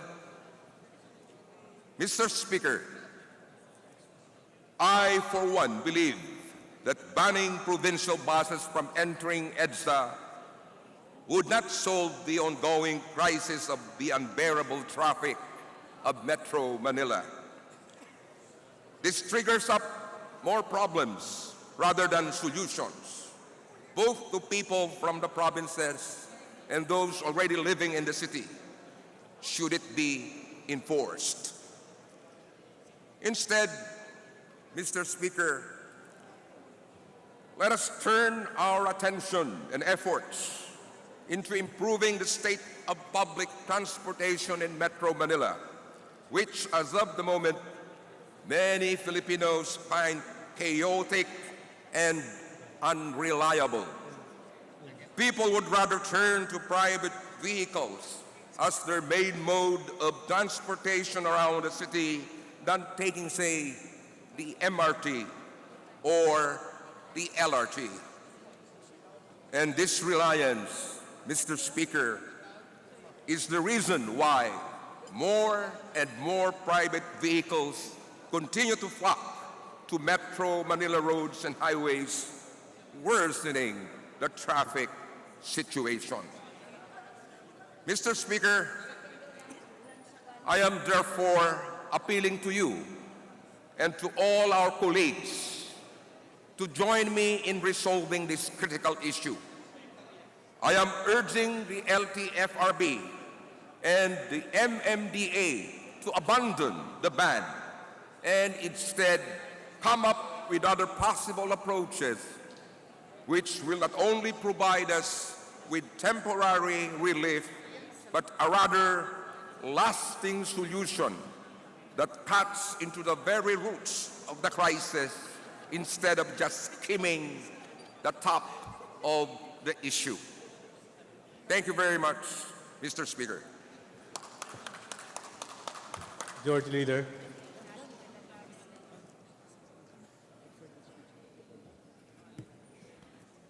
Mr. Speaker, I move that we refer the privileged speech of Representative Gabriel Bordado to the Committee on Rules for appropriate actions. Majority Leader. Yes, we refer the privilege of Congressman Bordado to Committee on Rules. Majority Leader.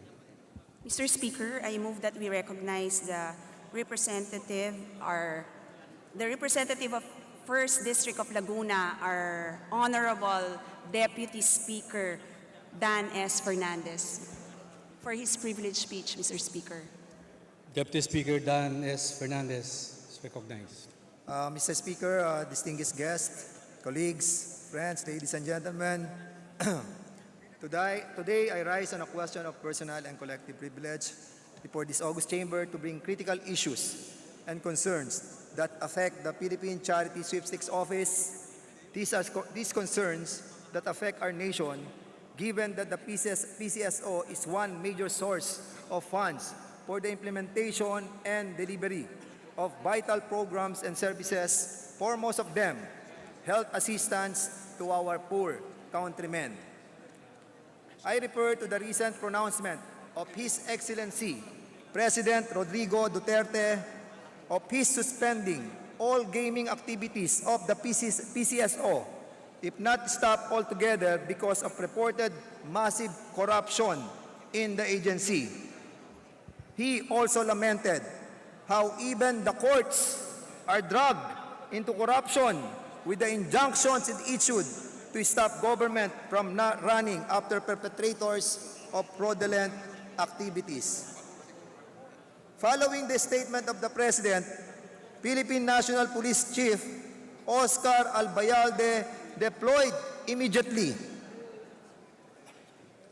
all units of the PNP to pursue what the President has ordered. And so it went. All lotto outlets stopped operating, rendering immobile all betting stations. This move had great impact as Filipinos have taken to betting on the lotto as a way of life for many of them. The small-time lottery and peryahan ng bayan were also included in the President's order. But the crackdown hit hard Lotto and its variations. Ultra Lotto 658, Suertres, Mega Lotto 645, Super Lotto 449, Lotto 442, 6-digit 6D, at kasama rin po yung Kino Lotto Express that can offer 1 million pesos for only 12 pesos per play. The bettor chooses from numbers 1 to 80 and can also opt to play the lucky pick with computers doing the picking. Thus, you will note, Mr. Speaker, esteemed colleagues, that the PCSO numbers games have two categories. Dalawa po to. Meron tayong automated and the other po yung manual. Sa automated, include po ito yung Lotto and Kino, where bets are collected by the Lotto outlets. And in the manual type naman po, andito po yung STL and andito yung peryahan ng bayan. But basing on the President's pronouncement, both categories don't seem to work right. Distinguished colleagues, I recalled having filed a resolution in the 15th and 16th Congress calling for an investigation on the non-remittance from the operations of the STL. Nandito po yung aking pong resolution na na-file nung 15th Congress, Resolution number 68, directing the Committee on Games and Amusement of the House of Representatives to investigate in aid of legislation the non-remittance of small town lottery, lending to loss of localized funding assistance for health and developmental projects. You know, Mr. Speaker, in the course of the investigation, it was found out that the tally of the bet collectors do not match to the collections of the PCSO or the operators. Thus, the remittance were low or talagang no remittance at all. The low collection level was justified by those operators who attended the hearing that time. At ang kanila pong sinasabi, ito ang mga reason, presence of bookies all over their areas of responsibility, yung Philippine National Police not doing enough vis-a-vis sa lotto operations given their mandate. Some parties who are not supposed to be there were involved. And some operators were dishonest in their operations. And some operators are themselves operating illegally. The committee investigations took a long time to be concluded. That I remember. Alam nyo, nung panahon na yon, Mr. Speaker, I still remember during the investigation of the STL, we were suggesting that we move from a automation STL. Dahil kung inyo pong pagbabasihan ang history po ng weteng, ito yung nagsimula naman po sa weteng di ba?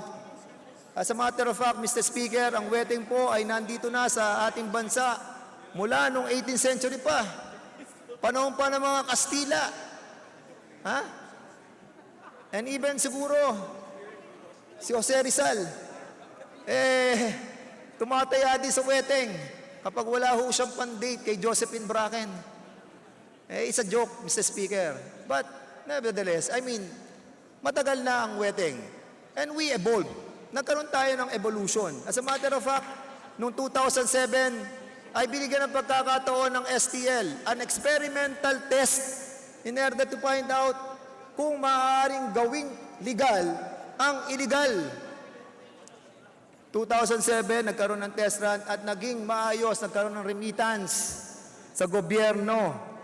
11 operators were given the chance to have a franchise in that STL. At I still remember, Mr. Chairman, when I was in that committee, the Committee on Games and Amusement, nung panahon na yon, wala pa yung peryahan ng bayan.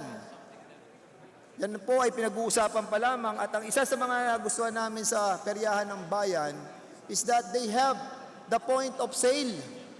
Ano ba yung tinatawag na point of sale?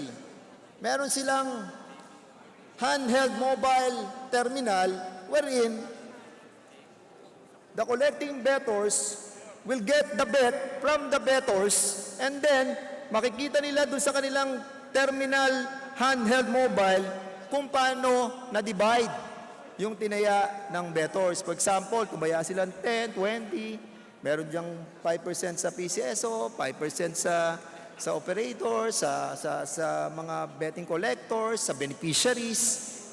There, human intervention is less. And because of less human intervention, nagkakaroon ng more transparency on the operation.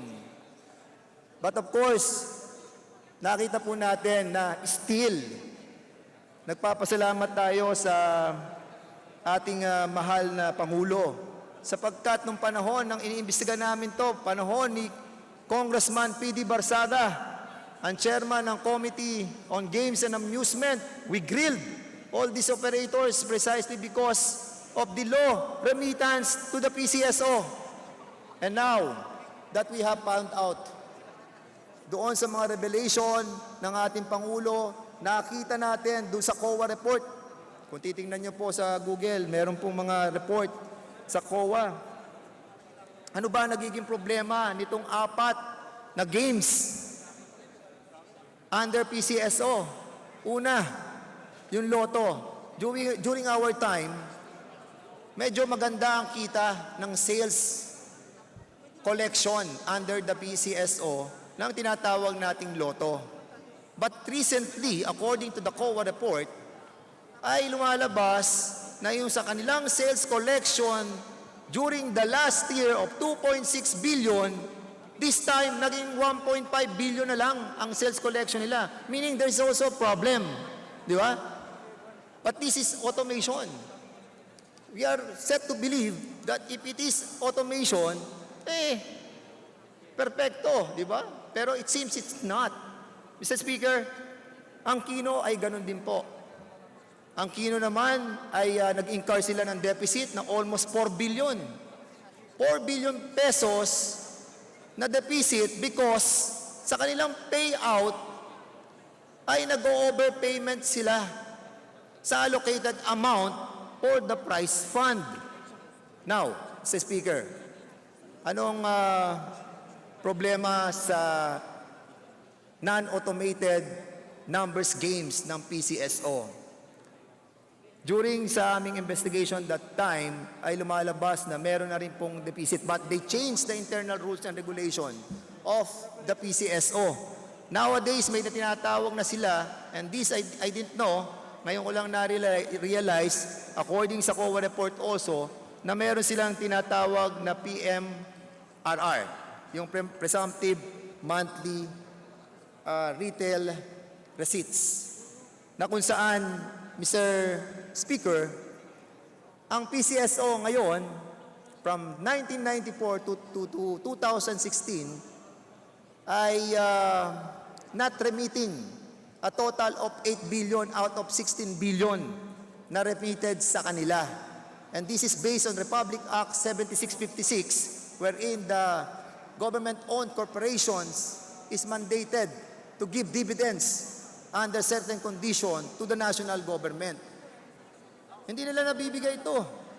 At isa pa na naging problema ng ating pong numbers game under the PCSO ay yung pong tinatawag natin na non-remittance according sa PMRR nila ng 10 bilyon according sa audit and recommendation ng Commission on Audit na lumalabas sa 10 billion na kanila pong dapat i-remit sa PCSO. The PCSO have a share of 4 billion out of the 10 billion. But the problem, Mr. Speaker, kanila lang lapang po nung makita natin doon sa COA report, Mr. Speaker, ng 2018, lumalabas doon sa kanilang report na ang PCSO ay nag-issue ng Board Resolution number 401 na kung saan kung noong last year po ang kanilang non-remittance ng AAC is 10 billion, lumalabas na lamang po ngayon ang kanilang dapat i-remit ay 8.4. The reason? Because of the board resolution waiving and condoning almost 1.4 billion. Winave to ng board resolution under PCSO at lumalabas na nawawala ng PCSO ng 665.2 million. In other words, Mr. Speaker, nakikita natin na may pinaghuhugutan pala ang ating Pangulo kung bakit sinabi niya na itigil ang lahat ng mga numbers games na ito precisely because of these anomalies which can be seen on the COA report. At alam nyo ba, kung itong board resolution ng number 401, is this legal? Tanong, legal ba ang ginawa ng PCSO ng pag-waive at pagkokondone noong shortfall na 1.427 billion? No, it's not, Mr. Speaker. Dahil according sa COA, they have recommended the nullification of the waiver given to the subject AACs and restore the PMRR shortfalls due from them in the total amount of 665 million, considering that the PCSO Board of Directors has no authority to condone or waive valid claims by PCSO pursuant to Section 36.1 of Presidential Decree number 1445. Now, Mr. Speaker, yung problema po ng, kasi nung pinabasa po natin, pinakikinggan po natin yung pronouncement ng President about dun sa intervention ng mga justices for injunction. Ako nag-iisip po kung ano po talaga tong kinalaman ng intervention na yon.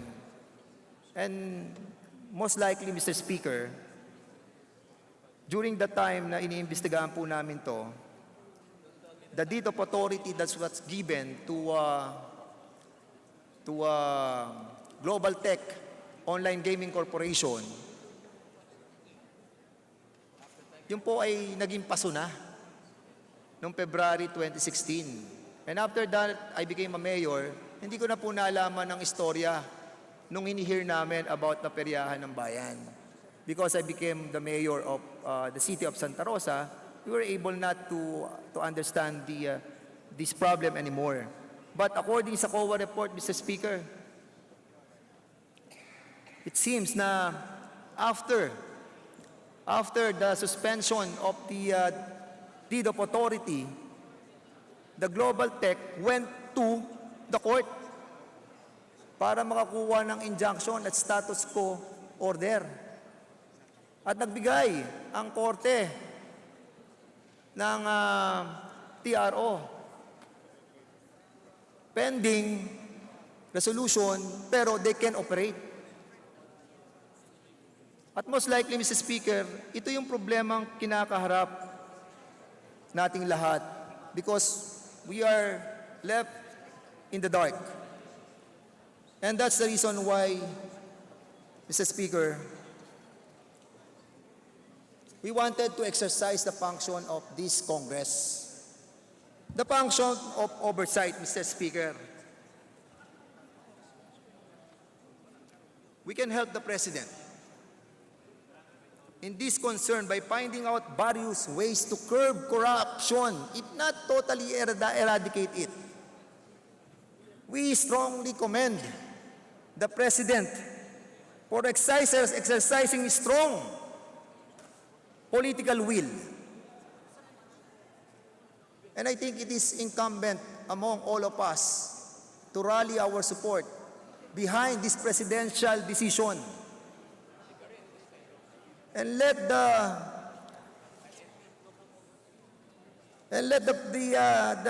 exercise of our function be given and be asked by us. We have to review the entire processes and procedures involved with the objective of correcting the entire system.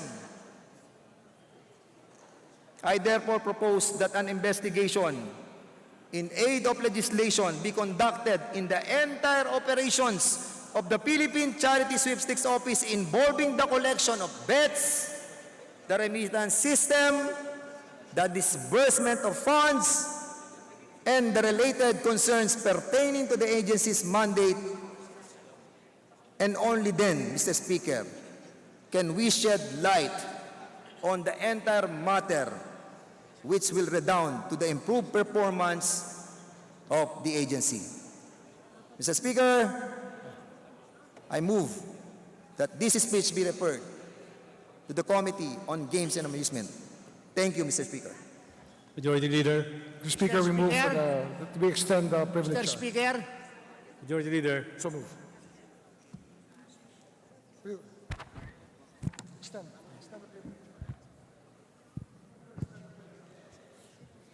Yes, is there an objection for the extension? Hearing none, motion is approved. Mr. Speaker, Mr. Speaker, I move that we recognize the Honorable P.D. Barzaga. thank you very much. The representative from Cavite is recognized, Congressman Barzaga. First and foremost, let me commend our colleague who happens to be my colleague in the 14th, 15th, and 16th Congress, representing us with what he has done insofar as the gaming regulations, especially the PCSO, is concerned.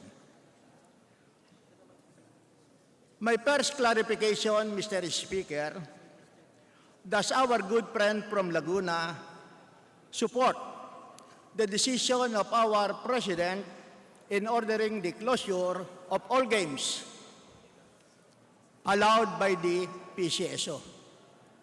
Yes, Mr. Speaker, I strongly support the closure of all the 4 games, numbers games that were pronounced by our President. Just for the record, Mr. Speaker, may we know the reasons why our colleague is supporting the directive coming from the President? Again, Mr. Speaker, again, please. Mr. Speaker, may we know the reasons of our distinguished colleague from Laguna why he is supporting the decision of the President insofar as the closure of all the games permitted by the PCSO is concerned? Remember the time that we were fighting for the non-remittance of the operators of the STL during a time when you were the good gentleman from Dasmariñas was the chairman of the Games and Amusement. We were fighting for the non-remittance and low remittance of these operators, but unfortunately, we were not able to finish our investigation precisely because there's a lot of issues that our chairman have tackled during that time. And we have graduated in our term that time. At I believe that after becoming a mayor, we were able to find out now that the non-remittance or the low remittance of the operators still continues, Mr. Speaker. That's the reason why we support the closure of these 4 numbers games under the PCSO. Would it be a correct interpretation, Mr. Speaker, that based on the experience of our distinguished colleague, in spite of all our desire and investigations in aid of legislation, we were not able to control the graft and corruption insofar as the games allowed by the PCSO is concerned? Yes, Mr. Speaker. And so that was the basis of our President in issuing such order. As a matter of fact, Mr. Speaker, there's a lot of threats before about filing a case, including the injunction on the issues that we are tackling during that time. And a lot of newspaper that time also put in their newspaper the investigation that we were conducting that time. I still remember one time, Mr. Speaker, that napakahirap po ng ginagawa namin dahil yung reason that we will be put into court ay siyempre nakakakaba rin. But now that the President have initiated this fight against corruption in the PCSO, medyo lumalakas ang loob nating mga narito because we in Congress, we legislate. and the executive implement. And now that the President will be implementing the closure of these four numbers games, siguro it is within our power to have an oversight over them in order for us to find out what's the complexity of these problems, or somehow, Mr. Speaker, we might be able to resolve the problem of the numbers games, specifically on the ground that it is being operated through a manual system. If we will be evolving from a manual system to an automation system like the Lotto and the Kino, most likely, Mr. Speaker, we will be able to level up in these two numbers games, which is Peryahan ng Bayan and the STL. Mr. Speaker, don't get me wrong. I am for the closure of these numbers games. But if we can have a system that will protect the transparency of the operation, then, Mr. Speaker, why not open it up again? After all, Mr. Speaker, we graduated from illegal numbers games. Sinulan po natin yan sa pagiging weteng. Di ba? At pagkatapos po, naging STL. The government remitted money out of these numbers games. The problem is, even we have automated yung ibang games under the PCSO, meron pa rin pong problems. But at least, Mr. Speaker, we are evolving on something which is much, much better. What I'm trying to point out, Mr. Speaker, there is still a chance that we can improve the system that we have right now. But of course, we need a political will that being shown by the President. Now that the President is fighting for this, who are we not to join him in this rally of fight against corruption in the PCSO? That's my point, Mr. Speaker. Mr. Speaker, during his privileged speech, our distinguished colleague mentioned about the non-remittance of the sum of 10 billion pesos. Could we request our distinguished colleague to elucidate what is this 10 billion unremitted payment to be made to the PCSO? According to the rules or the implementing rules of PCSO, there's this new policy of PMRR. They call it the presumptive monthly retail receipts, wherein the different operators are being given a quota. During our time, Mr. Speaker, from the gentleman from Dasmariñas, this PMRR doesn't exist yet nung panahon natin. And this time, nagkaroon sila ng bagong policy. Under the PMRR, ang bawat operators will be given a quota. Now, bakit lumabas yung 10 billion? That is sinasabi natin na hindi na remit ng mga ACCs because hindi na abot ng mga operators ang quota nila. That's the reason why naging shortfall ang collection ng PCSO ng almost 4 billion pesos. Yun ang tinatawag na share ng PCSO from the sale collection na under ng PMRR, Mr. Speaker.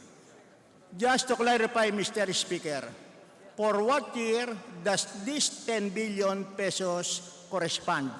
2017, Mr. Speaker. 2017. I think it's 2016 or 2017. Well, unfortunately, Mr. Speaker, the operators were not able to pay the sum of 10 billion pesos. Yes, Mr. Speaker. And as a matter of fact, Mr. Speaker, on the basis of the privileged speech made by our colleague, in spite of the fact that there was non-payment of 10 billion pesos, what the PCSO Board of Directors did was to reduce it to 8.4 billion pesos. Correct. Do I get the statement correct? Yes, correct, Mr. Speaker. As a matter of fact, they have issued a memorandum, they have a board resolution stating that they are waiving and condoning 1.4 billion pesos from the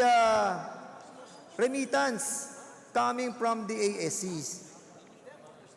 Mr. Speaker, also according to our distinct colleague,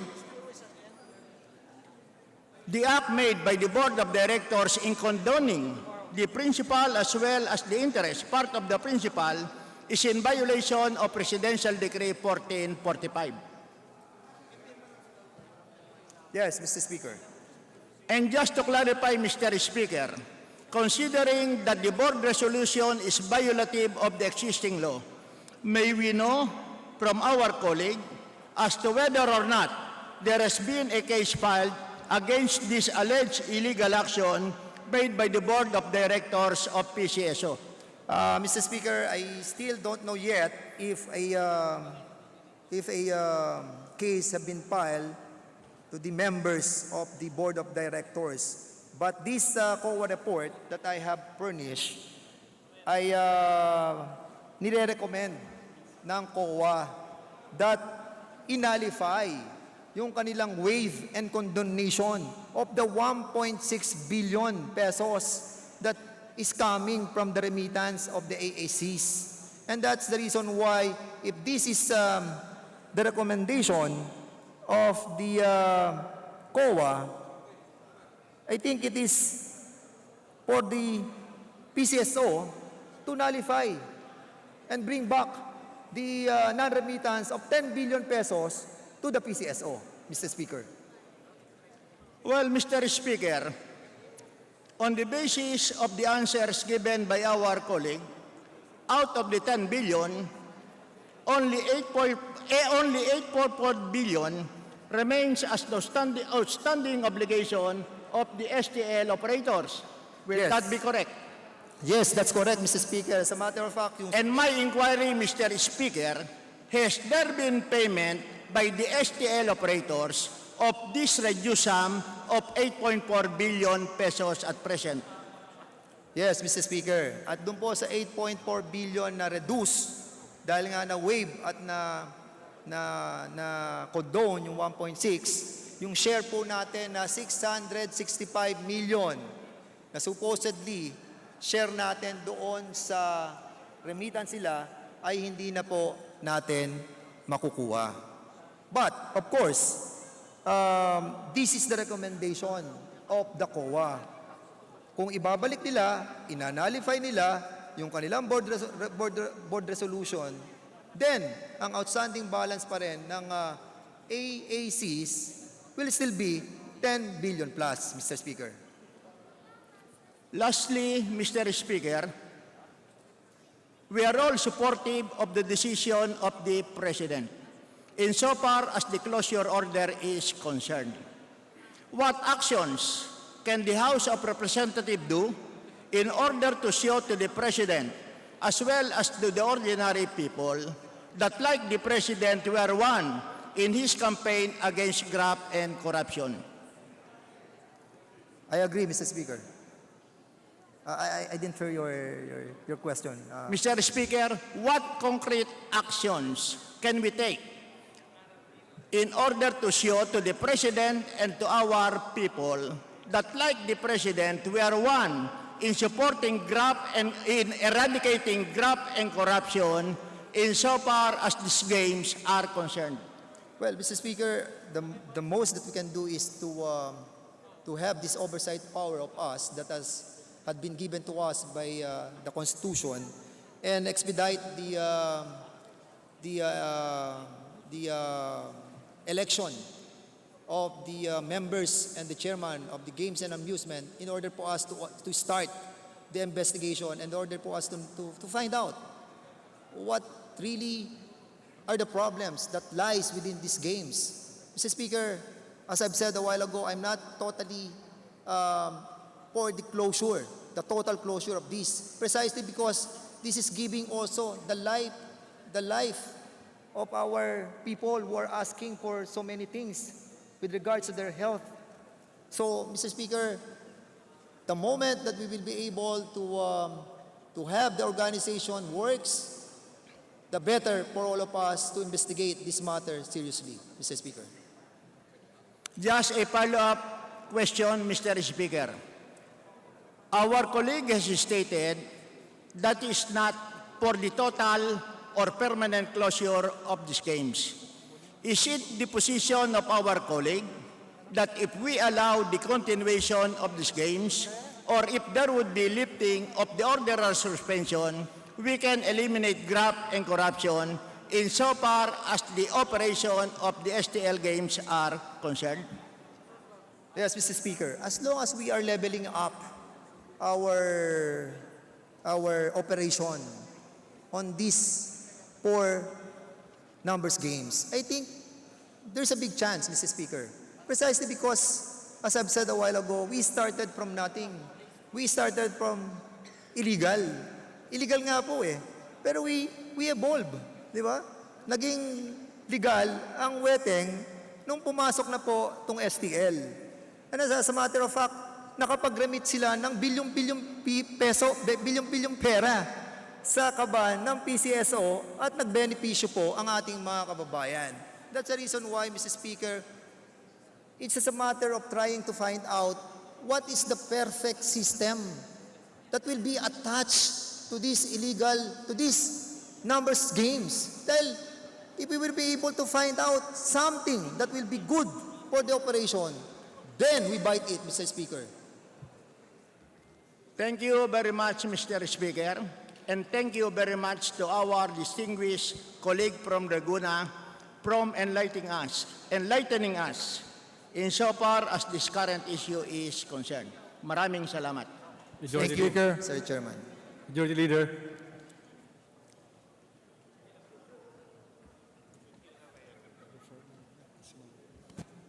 Mr. Speaker, I move that the speech of Representative Dan S. or the Deputy Mr. Speaker.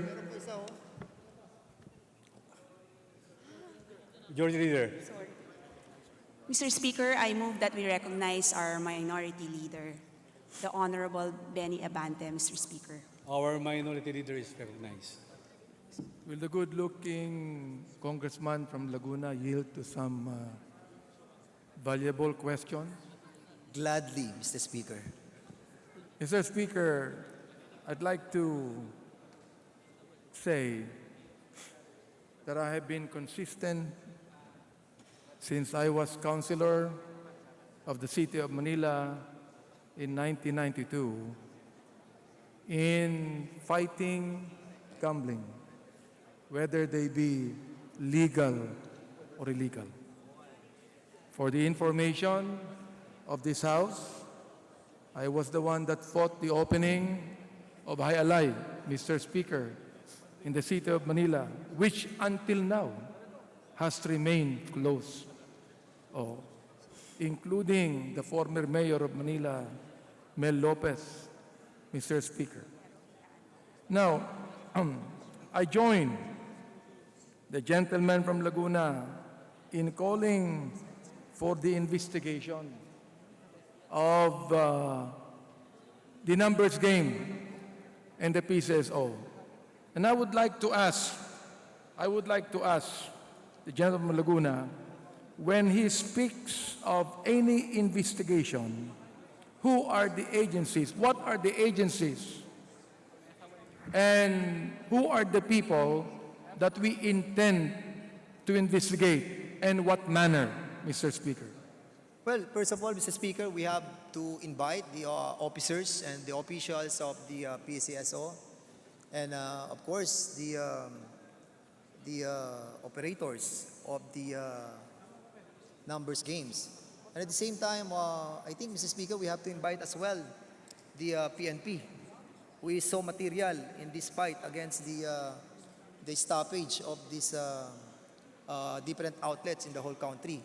And maybe, Mr. Speaker, along the way, we'll be able to find out who are those who are going to be invited as well.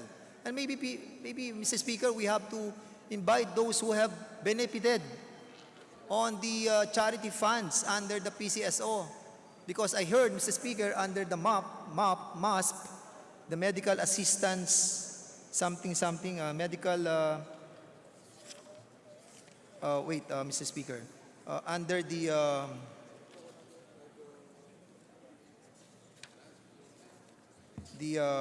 EMAP, the Individual Medical Assistance Program, and at the same time, yung pong tinatawag po nating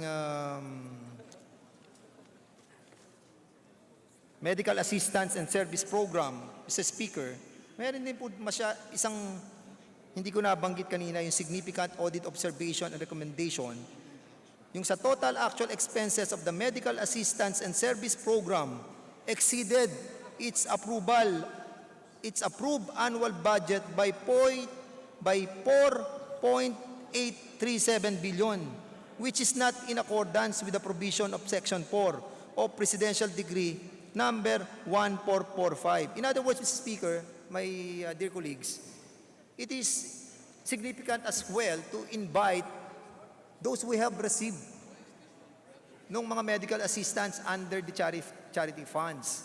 Dahil we don't know, maybe there are also existing problems on that area, Mr. Speaker.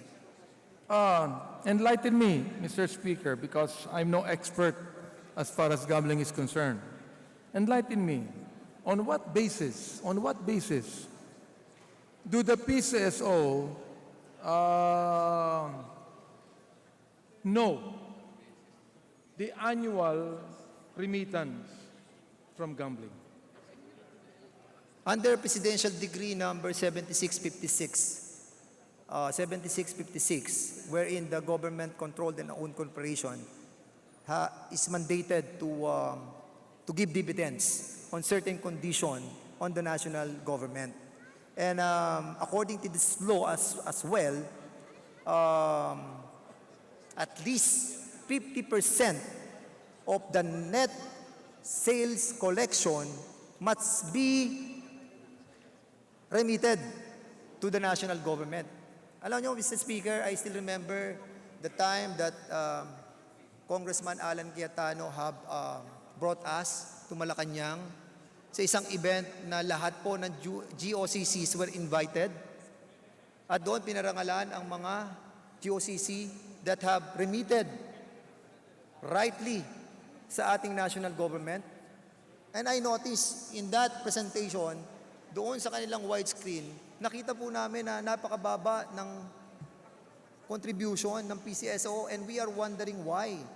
Yung mga kasama kong congressman that time, I still remember, si Ella El Rey, we were like chatting to each other and trying to say, bakit ang baba nung sa PCSO? And behold, after a couple of weeks, the President have delivered his pronouncement. Most likely, Mr. Speaker, the President also realized that yung remittance po ng PCSO ay kulang. As a matter of fact, talagang mula 1994 hanggang 2016, kulang pa ho sila ng 8 billion na pagre-remit sa national government because their contention, sila daw po ay exempted doon sa PD 7656, Mr. Speaker. To my knowledge, Mr. Speaker, ang tinanggal lamang ng ating Pangulo ay yung STL saka yung Lotto, pero yung sweepstakes is still going on, di ba? Yeah. Yes, Mr. Speaker. So meron pa ding revenue that will accrue to the PCSO because of the earnings from the sweepstakes, di ba? Yeah, I believe, Mr. Speaker, that the sweepstakes is not Hindi masyado. It's not in the games that were pronounced by the President.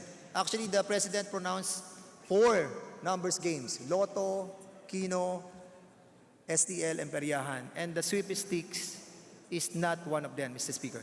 Actually, when the House of Representatives and the Senate gave the charter to the PCSO, ang nakalagay doon, isang game lang, yung sweepstakes lang. I think it is based on the executive order that lottery and the STL games are now part of the mandate of the PCSO. Yes, Mr. Speaker. Diba? Ayun, I learned from your speech that you filed a resolution. When was that, Mr. Speaker? 16th Congress. Therefore, Mr. Speaker, I think you were still I think in it was, this August chamber 14th that time. Congress, di ba? Yeah, 14th Congress. during our time. Therefore, Mr. Speaker, the corruption of the PCSO has been going on for many years. Di ba? Has been going on for many years. At ngayon, narinig ko sa ating tagapagsalita na nagiging high-tech na, di ba? Ang gambling, which you said that because of the high-tech mechanism on gambling, this will even decrease corruption. Am I right by saying that? Yes, Mr. Speaker, as a matter of fact, during our investigation on the 16th Congress, we never tackle about the lotto. We never tackle about the kino. Because there is less human intervention on that games. And as a matter of fact, Mr. Speaker, if you will notice, doon po sa lotto, yung pagtataya ng mga tao sa outlet. Pero yung sa peryahan ng bayan, saka si STL, ang tayaan doon sa kalye. And having said that, Mr. Speaker, alam naman natin that it's a human nature na kapag yung mga tao nakakolekta ng pera at nahawakan po nila, siyempre isipin nila, hindi, bibigay ko na lang tong 70, akin na yung 30. Di ba? But if we have a system that is automated, the point of sale is right there and then, ba? Pagtaya niya, automatic, hati na yung yung taya. And that's the reason why I'm not totally against of the closure of the, of the numbers games. But we have to inject a system that will be protecting the bets of our bettors. Tandaan po natin, Mr. Speaker, this is a money, hard-earned money of our poor people. And we have to protect them because they're the one giving us life to save other lives as well, Mr. Speaker. I heard from Congressman Barsaga, Mr. Speaker, he asked the question on what Congress can do to help the President. Ano po? Now, looking at the charter of the PCSO, that was actually amended by presidential decree during President Marcos' time. No? Section 7, annual report of the board. The board shall submit during the month of July of every year a report to the President of the Philippines and to both houses of Congress on the activities of the office. I'd like to find out if the PCSO has been submitting report to the House of Representatives every July of every year, Mr. Speaker. No, I don't think so, Mr. Speaker. And that's the reason why we have to exert that power that was given to us by the charter of the PCSO. They have to submit to the President and they have to submit to us as well, Mr. Speaker. Therefore, that is a glaring violation of the PCSO charter. I agree, Mr. Speaker. But we cannot do anything because as I can look at the PCSO charter, there is no expiration like PAGCOR. It expires every 25 years. But the PCSO does not have any expiration at all. That's correct, Mr. Speaker. Now, meron po ako narinig, chinismis po ito ng aking pabo. May pabo ako Nachismoso Na yung sabi ng pabo ko, meron daw involved na bilyonaryong Chinese. Ano, boss? That is dipping his hand. Meron daw involved na bilyonaryong Chinese that is dipping his hand on the STL game. Meron po ba kayong pagkakaalam doon? I didn't understand the question, Mr. Speaker. Yung aking pabo, nag-report sa akin pagka minsan may mga chismis. Pabo! Pabo! Hindi kabo, pabo. Pabo, alam ko po Pabo ko. parang manok yan, di ba? Nag-chismis sa akin. Chinismis. Oo, chismis lang. Na? Ewan ko, totoo to Okay, Mr. Speaker. Iyo bang narinig na merong isang bilyonaryo Chinese that is dipping his hand on the STL game? I don't know that, Mr. Speaker. Hindi mo alam. Ang pangalan daw nung billionaire Chinese Jack eh. Jack. Jack. Hindi yung Jack and the Beanstalk. Oo, Jack. Tayo na ang bahala kung sinong Jack ang gusto nyong sabihin doon. Pero yun ang pagkakaalam po natin. May expose po yan the next several days while the investigation is going on. A billionaire Chinese is dipping his hand on the STL game. Meanwhile, ito pong Pogo online gaming. Yes. That should also be investigated. Because right now, thousands of Chinese are here in the Philippines. Managing and working on the Pogo games, the online gaming. Every night, I know of a place in Makati where hundreds of them are working. I do not know if the immigration have given them working permits. I do not know if they're paying taxes. And that is, again, a point in which we truly have to investigate not only the STL games, but all games when it comes to gambling. What do you think of that, Mr. Speaker? Mr. Speaker, I enjoyed the good-looking and handsome and itong ating pong kaibigan na Bishop for his intention to include also the Pogo under the Committee on Games and Amusement to be investigated as well. I enjoined him, Mr. Speaker. Yes, Mr. Speaker, alam mo, nakita ko dito sa charter, no, na ginawa, sa Section 8, Acts Penalized. Wala po ditong any clause, any anti-corruption clause dito, that one of the acts that ought to be penalized is when an official of the PCSO commits corruption. There is no penalty clause on corruption here, Mr. Speaker. Perhaps, Mr. Speaker, if I may, that we ought to review the PCSO chapter in Congress. And if we could be able to amend the charter to include corruption penalties. I agree with that, on Mr. the charter, Speaker. Mr. Speaker. I agree with that, Mr. Speaker. As a matter of fact, we have to include in our investigation also the amendment of that charter of the PCSO for us to find out what else provision have to be included, Mr. Speaker. Mr. Speaker, meron din po, matatapos na po ako, meron din pong chinismis sa akin yung aking pabo.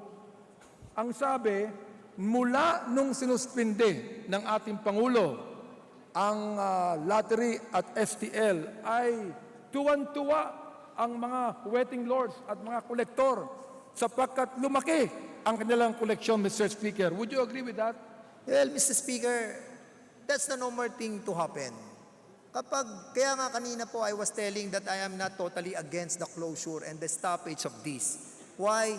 Because one of the elements of closing of these numbers games ay proliferation of illegal numbers game. Kaya sana po, Mr. Speaker, we will be able to investigate as soon as possible in order to find out a solution for the betterment of the operations which have transparency in order for us to move forward on this problem under the PCSO. Pero Mr. Speaker, alam po natin na kahit na may STL game na legal, nandun pa rin ang illegal wetting game, Mr. Speaker. So kinakailangan siguro, isabay na po natin yan sa ating investigasyon. No, ito po, naniniwala po ba tayo? Do you believe, Mr. Speaker, General from Laguna, that choosing between two evils in order to perhaps eradicate once and for all the illegal numbers game called wetting, that we ought to continue with the STL games. Yung ba ang pwedeng gawin natin doon, Mr. Speaker? Discontinue, Mr. Speaker? Continue Continue with the mechanism, the STL games. Ibig sabihin, ibalik ng Pangulo natin. Ibalik ng Pangulo ang STL games. Getting along your line about choosing between two evils, I think, sino ba ang much much, much demonyo sa dalawa. Siyempre yung illegal, yung weteng, yung bukis. So choosing between evils, we'll go for the numbers games that is being sanctioned by the government because we are men of laws and we are following the existing laws that we have here in our country, Mr. Speaker. Last question, Mr. Speaker. Would you agree that because of the small revenues now that PCSO is receiving, and because of that they're not able to help out the needed help to be given to charity, that would you agree that PAGCOR ought to help bail out the PCSO from their dilemma and problem now? Well, I'm not privy, Mr. Speaker, on the amount that was allocated for this year on the PAGCOR side. Most likely, Mr. Speaker, most likely they can, because I think 3 days ago I was able to speak with President Predlin, and he was able to tell me that they will accommodate all those our countrymen who are needing assistance. But of course, the bulk of those people who are going to PAGCOR will have a hard time for now. Dahil nga po, siyempre, kahit ano namang pagbabago, siyempre, merong adjustment. And we see a big adjustment on our people, on where to go, and what to do, and what procedures the PAGCOR will be giving them. And that's the reason why, Mr. Speaker, kung mabibilisan lang po natin ang pag-iimbestiga para po sa PCSO fiasco nito, we will be able to publicly announce the ways how to secure a medical assistance from PAGCOR, Mr. Speaker. Mr. Speaker, gentleman from Laguna, ako po ay nagpapasalamat sa pagkakataon na i-clear po itong mga katanungang ito. But I still would like to make a statement that I will still be anti-gambling, whether legal or illegal, because it promotes laziness and leaving the faith of the people to chance. And gambling does not promote honest work, Mr. Speaker. Maraming salamat po. Majority Floor Leader. Thank you so much, Mr. Speaker. Mr. Speaker, I move to recognize the gentleman from Albay, the Honorable Edsel Lagman, for his interpellation. Congressman Lagman of Albay is recognized. Thank you, Mr. Speaker. Will the distinguished gentleman from the 1st District of Laguna yield to some questions? Willingly, Mr. Speaker. The President has the right and obligation to stop corruption everywhere, including government agencies and offices like the PCSO. Is that a correct statement? Yes, Mr. Speaker. Precisely, yes. What in particular are the specific corrupt practices of the PCSO in relation to the operation of the Lotto or the legalized numbers game? Where in the Lotto and Kino, in Lotto, the president, under the COA report, the actual sales collection of 2.6 billion last year were depleted by almost 1.2 billion this year. And most likely, this is the one issue that the President saw about the Lotto. Instead of increasing the sales collection, it seems that the collection under the Lotto games is decreasing rapidly. And maybe that's the reason why the President included the stoppage of the Lotto games. In the Kino side, Mr. Speaker, the one that I've noticed in the COA report is the incur deficit of 4 billion because the prize fund that is allotted in that game have exceeded in their payouts. And that's the reason why they incur a 4.1 billion pesos na shortfall under the Kino game, Mr. Speaker. Is the depletion of the collection due to the non-collection or the collected amounts had been not reported correctly by PCSO? Well, I believe that this depletion were incurred for so many years, starting from 1994 to 2016. It is not the whole total amount were depleted right away within a couple of years. I think based on the observation of the COA report, it was saying that the incurred deficit started from 1994 to 2016. Your Honor, my question is, what caused the shortfall in the collection? Is it the non-collection from the outlets or the failure of the management of PCSO to report properly what had been collected? Well, I think, Mr. Speaker, reporting of the sales collection and probably other issues they have in that game, I really don't know yet, Mr. Speaker. Okay. That's the reason why we wanted to have this investigated. Okay. Now, the distinguished gentleman said that this shortfall or depletion has been going on even before the advent of this administration. Yes, Mr. And Speaker. it continued up to this administration. Yes, Mr. Speaker, that's right, Mr. Speaker. Since the tenure of the president started, the board of directors, the general managers, and other managers of PCSO were appointed by the president. Is that correct? Yes, that's correct, Mr. Speaker. Would the distinguished gentleman know why it took the president more than 3 years before he called for the investigation of this corruption in the PCSO who were manned by his own appointees?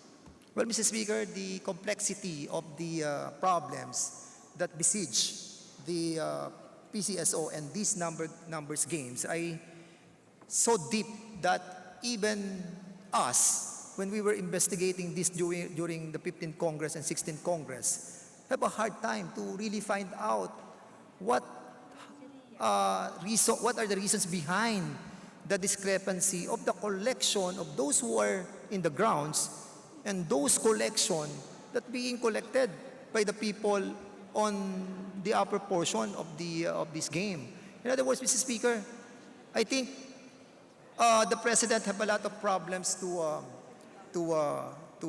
address, and most likely he have heard about a lot of problems about PCS already, and that's the reason why he kept on changing the guards of the PCSO.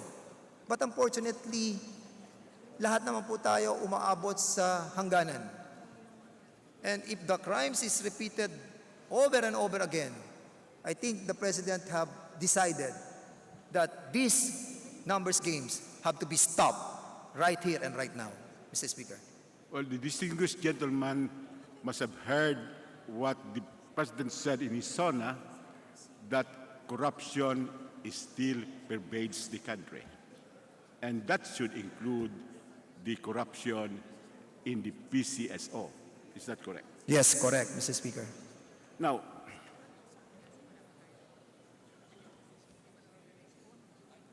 Congress granted the PCSO the franchise to operate the STL.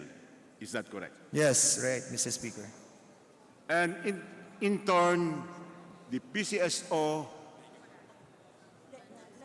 grants agency contracts to STL outlets. Is that correct? Yes, Mr. Speaker. And I would assume that the relationship between PCSO and the local outlets would be covered by an appropriate contract. Is that correct? That is correct, Mr. Speaker. And the contract must have stated that the local operators will continue their business for the term specified in the contract unless they are found to be delinquent or violating the rules and regulations imposed by PCSO. Is that correct? Precisely correct, Mr. Speaker. Now, in the suspension of these lottery operations nationwide, the local outlets, without any exception, had their operations suspended. Is that correct? Yes, Mr. Speaker. And somehow, both the guilty and the innocent were lumped together and penalized. Is that correct? Yes, Mr. Speaker. Do you think that is in observance of due process? Or due process has also been violated when all were suspended irregardless of their innocence or guilt? Yeah, yes, Mr. Speaker. So what are we going to do with it? Are we going to call that the suspension be lifted and only those who are found to be violating the rules or are corrupt should be the ones suspended? I think, Mr. Speaker, that it goes to everybody. For so long, we've been fighting for this, we've been investigating this, and we are leading nowhere, Mr. Speaker. And this time that the President have shown his political will on this matter, I think the President have the ultimate power to suspend this operation, no matter what it takes. No matter those who are not violating this game, or those who are violating the game, I think, Mr. Speaker, right now it really doesn't matter anymore. As long as we have to have a change on these numbers games that we have right now under the PCSO, Mr. Speaker. Distinguished gentlemen, it does matter because the innocent should not be punished with the guilty. We have to observe due process even as we have a very serious campaign against corruption. So it does matter. Now, how many employees and workers are there in the suspended industry? Well, Mr. Speaker, I really don't know the numbers, but I think it's run in a thousands, Mr. Speaker. That's correct. Thousands and thousands are employed directly or indirectly in this legalized numbers game. Correct, Mr. Speaker. And with the suspension, where are they going to get the necessary income to feed their families? Yes, I know, And Mr. no Speaker. due process was given to them. I know, Mr. Speaker, that this problem have given more problems to those who have been affected. But somehow, Mr. Speaker, sometimes we have to take the bullet on it, Mr. Speaker. Like what happened when we tried to legalize the weteng, from weteng to STL, we were able to find out that those who have sacrificed also have merited so much for this legalization of weteng. But of course, somehow, sometimes, Mr. Speaker, there are sacred cows that will be affected.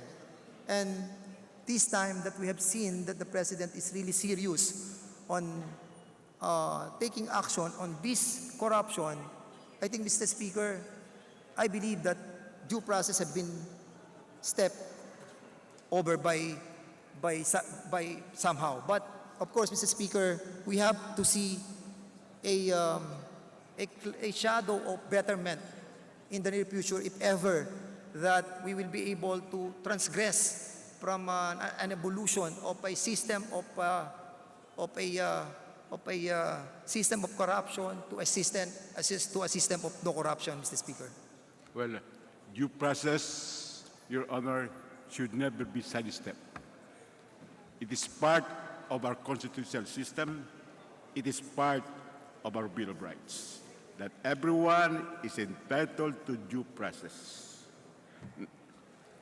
Now, when the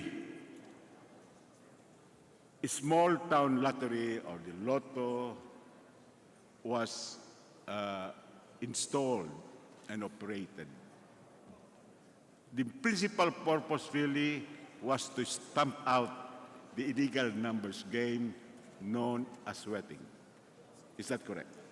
Very correct, Mr. Speaker. And it is also correct to say that despite serious efforts, wetting still exists in some places. Yes, that's correct. With the suspension of this STL and lotto operations, don't you think this will invigorate the proliferation of the wetting game? I'm pretty sure, Mr. Speaker, that there will be a proliferation again of the illegal numbers games. But I submit to the wisdom of the President that he will be able to have a substantial change in the existing system of operation under the PCSO. We just have to rely on the authority that was given to the President under our present Constitution, Mr. Speaker. I just wonder, distinguished gentlemen, whether in the outburst of the President's call for the suspension nationwide of Lotto, the small workers and employees were even considered. Now, on my last question, is there truth to the information that there is a plan to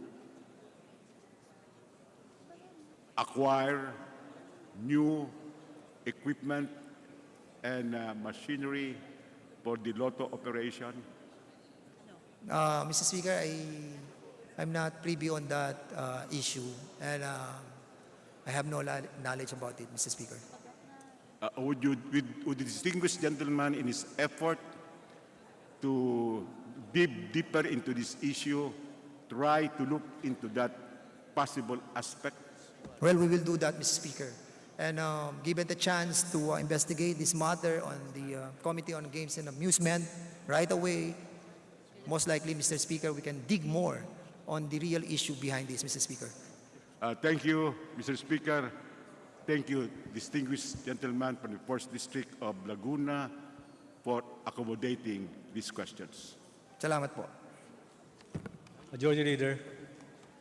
Mr. Speaker, I move that we extend the privilege hour for another hour. Is there any objection?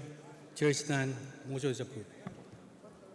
Mr. Speaker, I move that we recognize the Honorable Bong Suntay from the 4th District of Quezon City for his interpellation. Congressman Bong Suntay is recognized. Thank you very much, Mr. Speaker. If the gentleman from Laguna would allow this representation to ask some questions.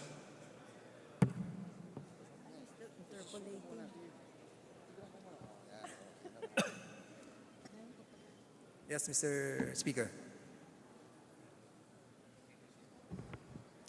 Thank you very much. Well, una sa lahat to, nabanggit ho kanina ng kagalang-galang na congressman mula sa Laguna that there has been a downtrend in the remittance of PCSO. But, well, from the data that I have, in 2016, remittances from STL and Lotto operations was amounted to 37 billion 407 million.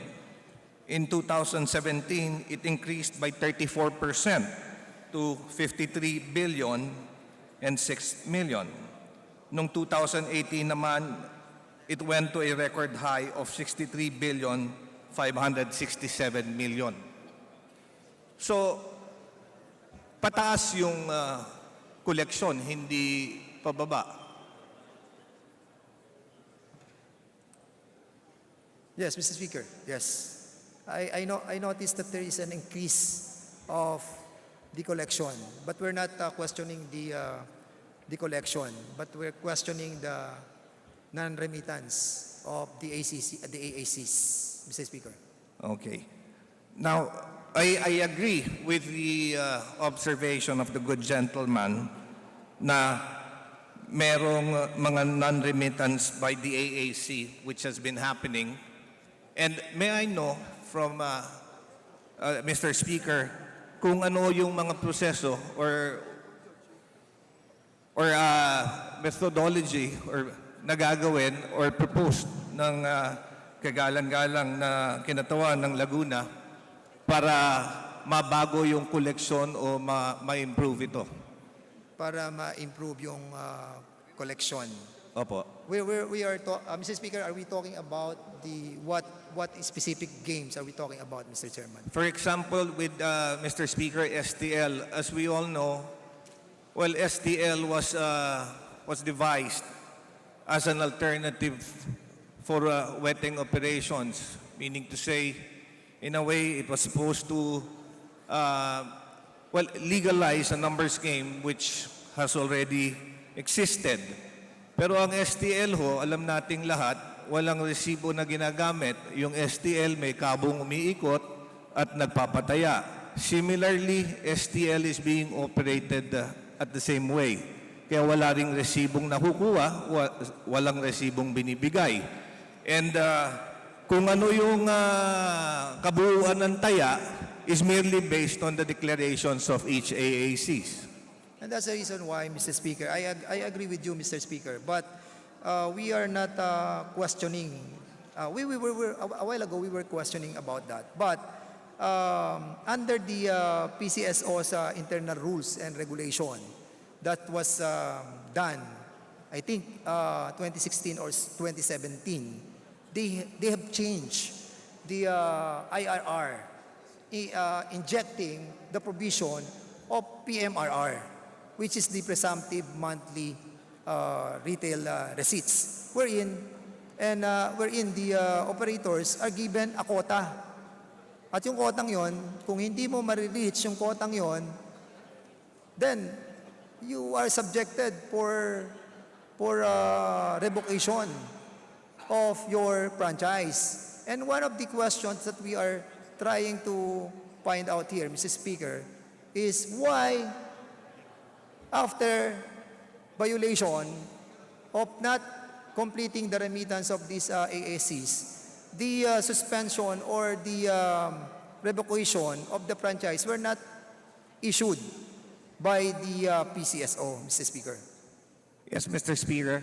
Yes, I agree that the PMRR imposed a quota system to all AAC operators so that there would be a basis for the monthly remittances of all AACs. But still, the PMRR is not an accurate gauge of how much should be remitted dahil yung PMRR was based on a parang bidding process by all applicants na nag-apply to operate an STL in certain jurisdiction. Mr. Speaker, I think I disagree with the gentleman from Manila, precisely because the PMRR were included in the provision of the implementing rules and regulation. Precisely, there will be a fixed amount that will be given by the AACs to the PCSO, and thereby computed na natin kung magkano ang marireceive ng PCSO. But what is happening to the COA report, it says that kulang yung niremit ng AACs totaling to 10.5 billion. And as a matter of fact, Mr. Speaker, the PCSO Board of Directors issued a Board of Resolution number 401 saying that they are condoning and waiving the 1.6 billion that's supposedly to be remitted to the PCSO. And now, according to the existing law, under Presidential Decree number 1445, it is illegal. That's the reason why the COA says that you have to nullify the waiver given to the subject AAC. Yes, Mr. Speaker. Well, I agree with the good gentleman from Laguna na yung condonation na yon or waiver which was given or which was issued by the board ay mali and it should really be investigated.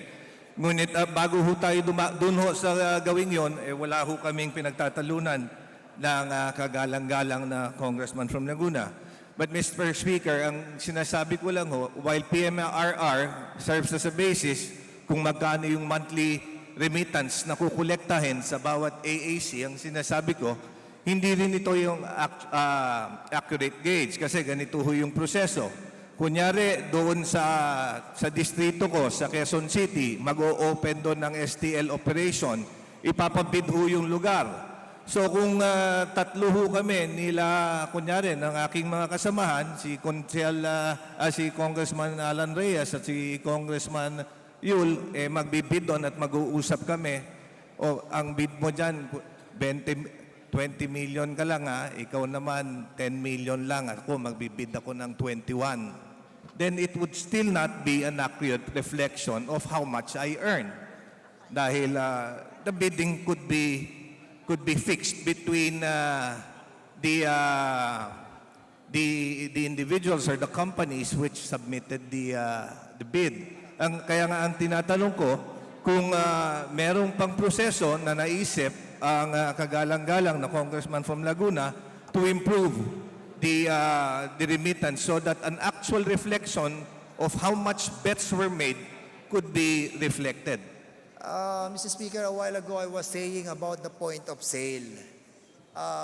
Ang weteng ay nag-evolve at dumating sa period na naging STL. At ito nga po ay may human intervention. And that's the reason why a while ago I was trying to tell that it's better to have a handheld mobile terminal that will be used by the bet collectors in collecting the bets of the bettors in order for us to find out how much is being given to this area, how much is being given to PCSO, how much is being given to the collectors, how much is given to the PCSO. That is the procedure that during our time in the 15th Congress, we have discussed it already. But unfortunately, the problem is this system was implemented by Peryahan ng Bayan.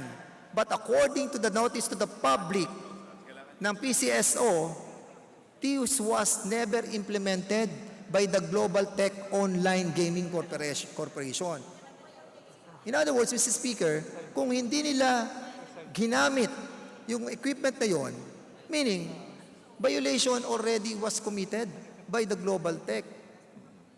That's the reason why, Mr. Speaker, I think, as I've said, answering yung question, yun po yung methodology, Mr. Speaker, that we are trying to input ever since that we started this investigation. And unfortunately, until now, the PCSO is not trying to implement this kind of system, Mr. Speaker. Yes, Mr. Speaker. Well, I agree with the good gentleman that the use of a handheld device to capture bets of the bettors would make not only betting but also reflecting the actual earnings more accurate. Siguro yung challenge lang dyan, because kagaya ng sinabi natin, yung STL operations are also being made or being done in far-flung barangays. So, paano ho kung walang internet connection? Would we allow a hybrid operation or capturing of bets? I think that problem lies with the operators. Kung ang Peryahan ng Bayan is being operated by the Global Tech Online Gaming Corporation, kung under sila ng Globe, Mr. Speaker, palagay ko sila na pong bahalang maglagay ng wifi sa mga areang yon. Well, I think, Mr. Speaker, I was just trying to set an example. But I think this is a problem that is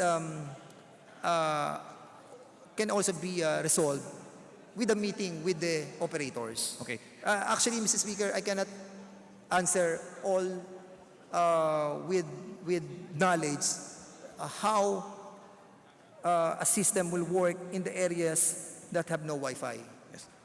Mr. Speaker, well, as I mentioned, I'm in agreement with the good gentleman. Siguro lang, as a suggestion, siguro kailangan rin ho natin tignan, if my memory serves me right, while yes, there was a provision of using a handheld device for collection.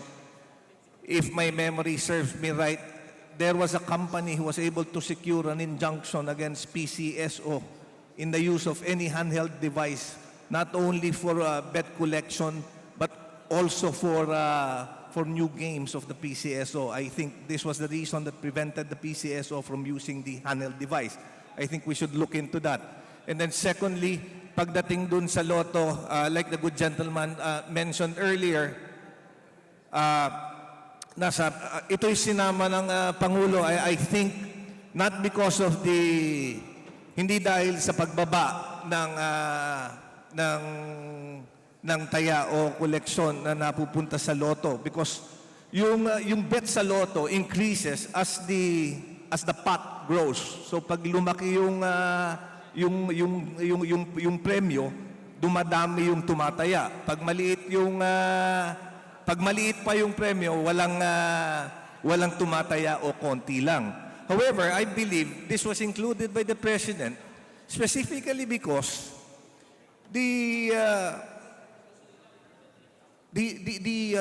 Lotto operations, the contract for the Lotto operations or the National Online Lottery System has already been extended 3 times. In fact, longer than the original contract of the existing operator. Kaya siguro sinama ito because it was already subject to another expiration of the extended period. Hindi ko rin maintindihan kung bakit ini-extend lang ito ng ini-extend at hindi magpa-bid out ng bagong operator para sa Lotto. Well, Mr. Speaker, yun lang ho. Maraming salamat at congratulations to the gentleman from Laguna. Majority Floor Leader.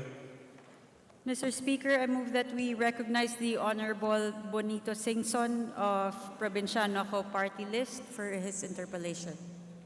Congressman Bonito Singson of Provinciano is recognized.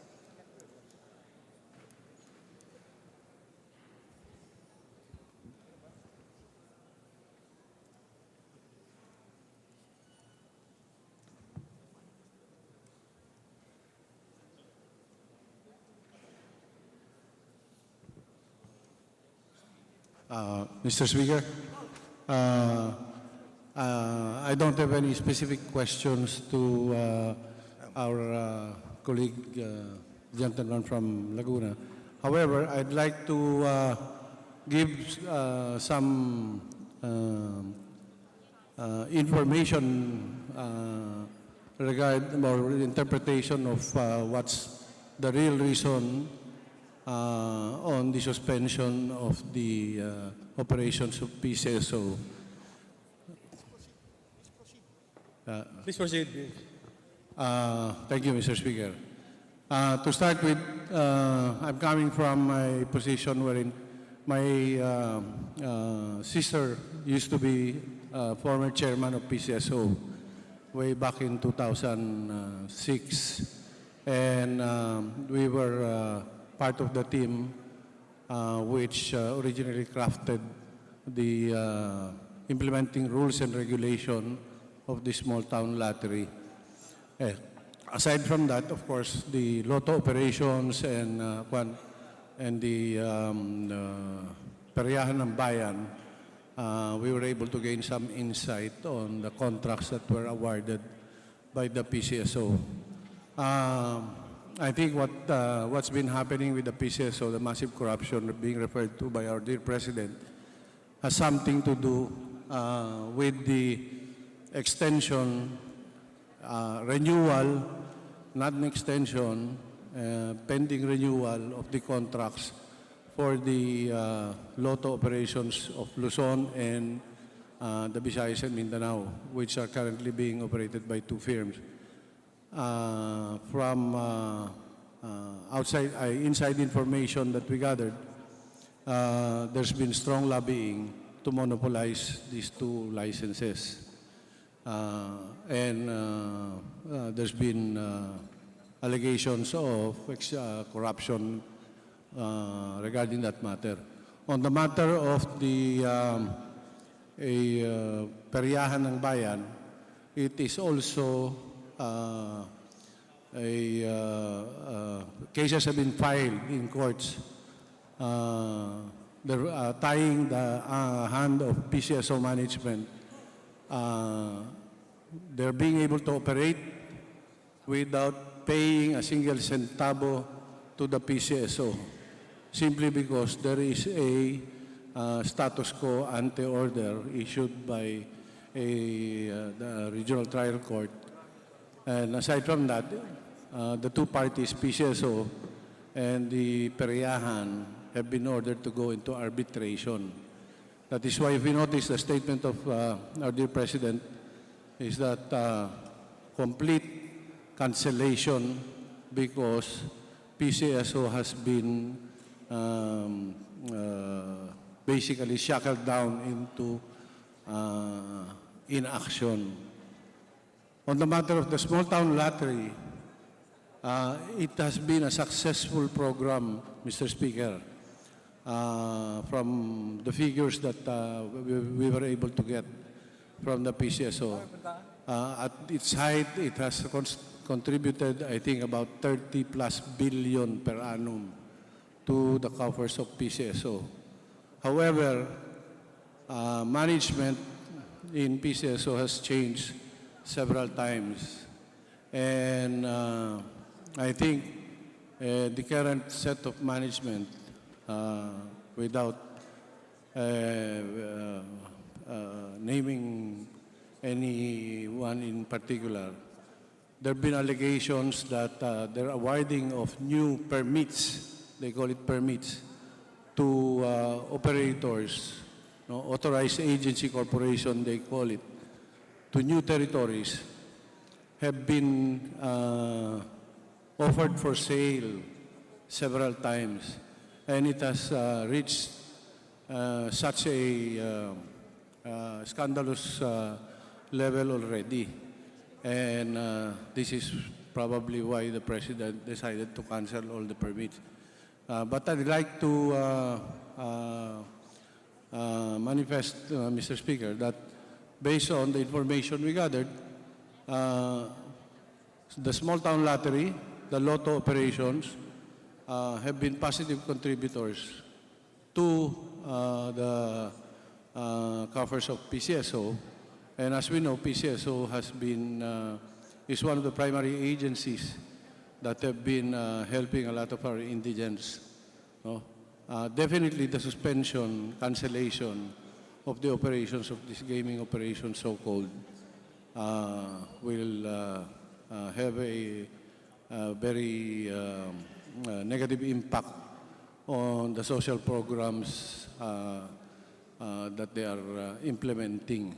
So, if ever there is something that I can suggest, Mr. Speaker, is we support the cancellation, but let's limit the if ever we will give any opinion to limit the investigation to the management of PCSO, because the programs that they've been implementing are positive contributors, except that it's just being mismanaged.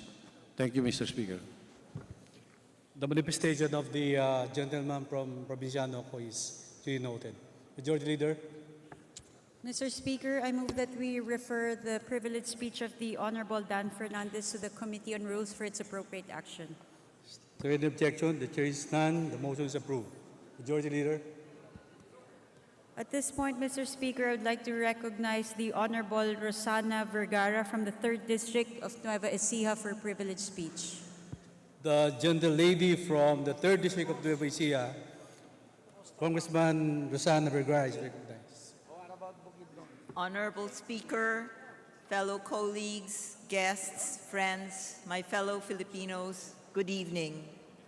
On February 14, 2019, a ray of hope was cast on the plight of Filipino farmers when Republic Act number 11203, otherwise known as the Rice Tarification Law, was enacted.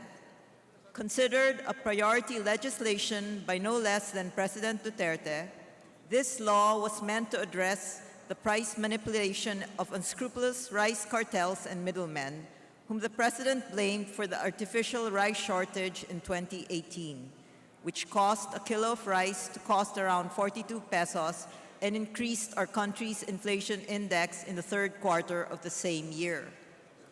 The Rice Tarification Law was the government's direct response to the problems arising from the unabated smuggling of imported rice, as well as the inefficiency and ineffectiveness of the NFA to ensure adequate supply of NFA rice pegged at 27 pesos.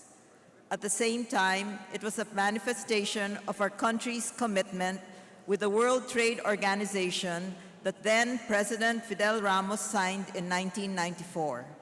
Essentially, the Philippines should allow for rice imports subject to customs duties and taxes since a quantitative restriction waiver extension expired on June 30, 2017. After 24 years, we were honoring our commitment to liberalize the rice industry of our country. Ultimately, the Rice Tarification Law was envisioned to lower the price of rice for all Filipinos while providing a 10 billion rice competitiveness enhancement fund for Filipino rice farmers to be able to compete with the imported rice that would enter our country. For the first time, government would provide 10 billion pesos per year as funds for one of the most neglected workers of our country, the Filipino rice farmer. Notably, the budget for the Department of Agriculture in 2019 was only 47.3 billion pesos. With this as reference, the Rice Tarification Law would thus provide funds to farmers that was equivalent to 21.1% of the Department of Agriculture's total budget. Moreover, the salient points of the law anchor the goal of making rice farming attractive again by providing farmers with post-harvest equipment, skills enhancement, development of inbred rice seeds, access to financing while making imported rice available to consumers. Given the recently reported price hikes for rice, critics have begun to pounce on the merits of this law. It was even used by political opponents to discredit myself, Kong Ging Swansing, Kong Mickey Violago, and even Senator Villar during the recently concluded 2019 elections, as we were all authors of this landmark legislation.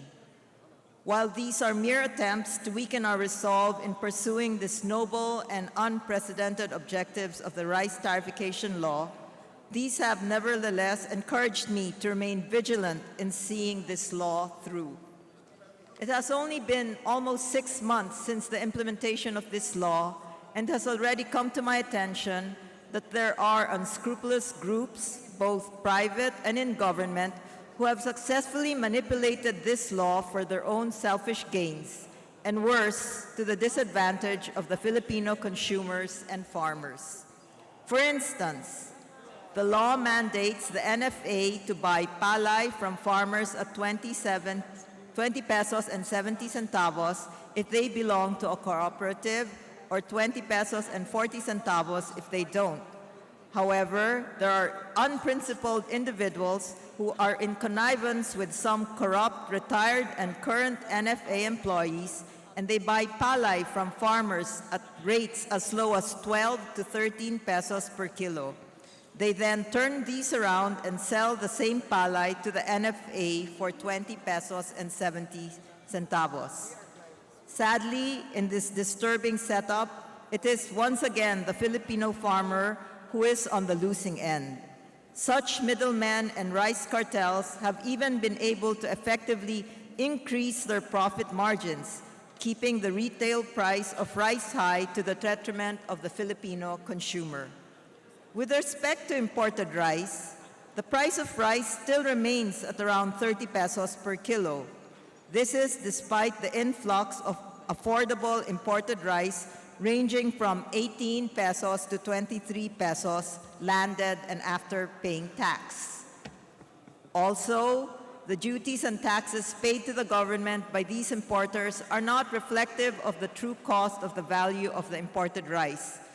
These values are understated to lower the taxes being paid to the Bureau of Customs. When our farmers' rice production and our country's food security is negatively affected due to the increased rice importation that does not translate to lower rice prices for Filipino consumers, Congress cannot stay silent. In the 2019 SONA, the President said that we in government talk too much, act too slow, and too little. When a law is abused, misused, and weakens the very sector it was meant to strengthen and protect, the Filipino farmer and consumer, immediate and decisive action is demanded. Hence, we call on the Department of Agriculture, Department of Trade and Industry, the National Economic and Development Authority, and our President to act swiftly to immediately address this problem.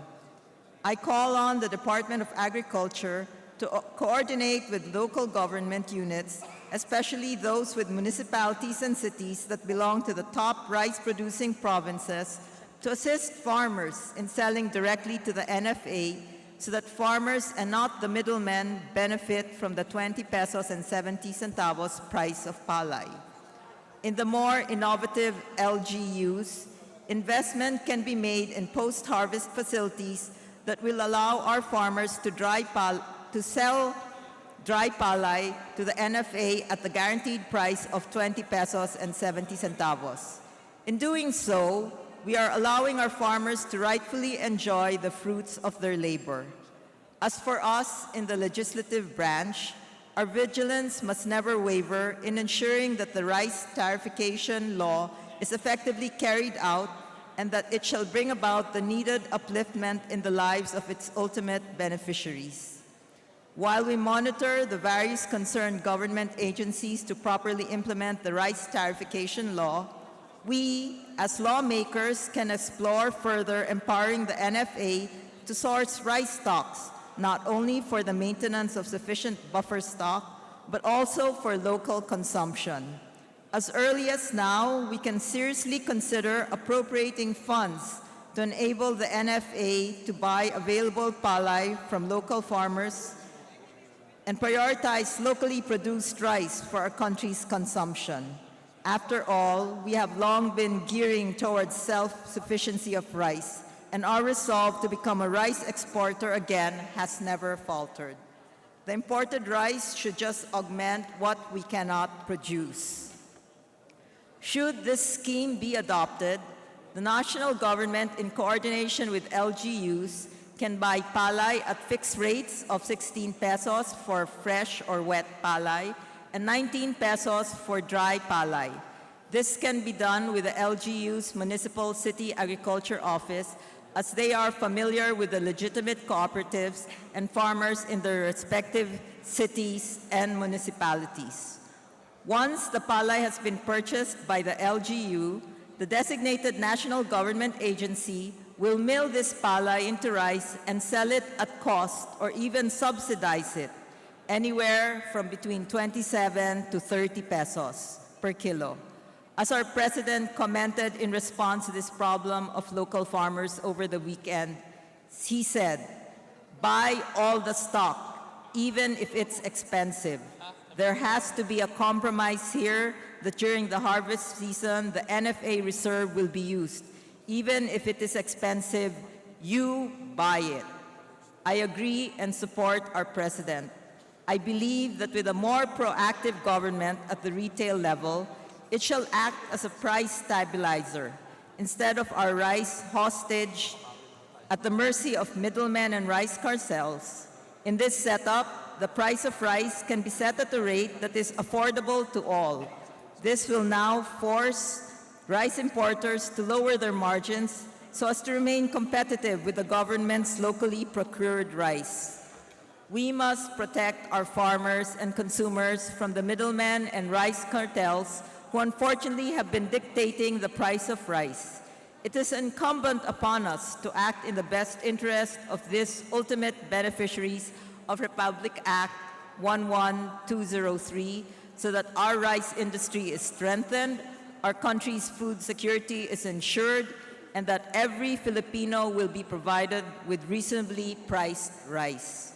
Moreover, in working to attain such goals, let us be inspired by this indisputable fact that in 1960, the Philippines was at the forefront of establishing the International Rice Research Institute in Los Baños, Laguna.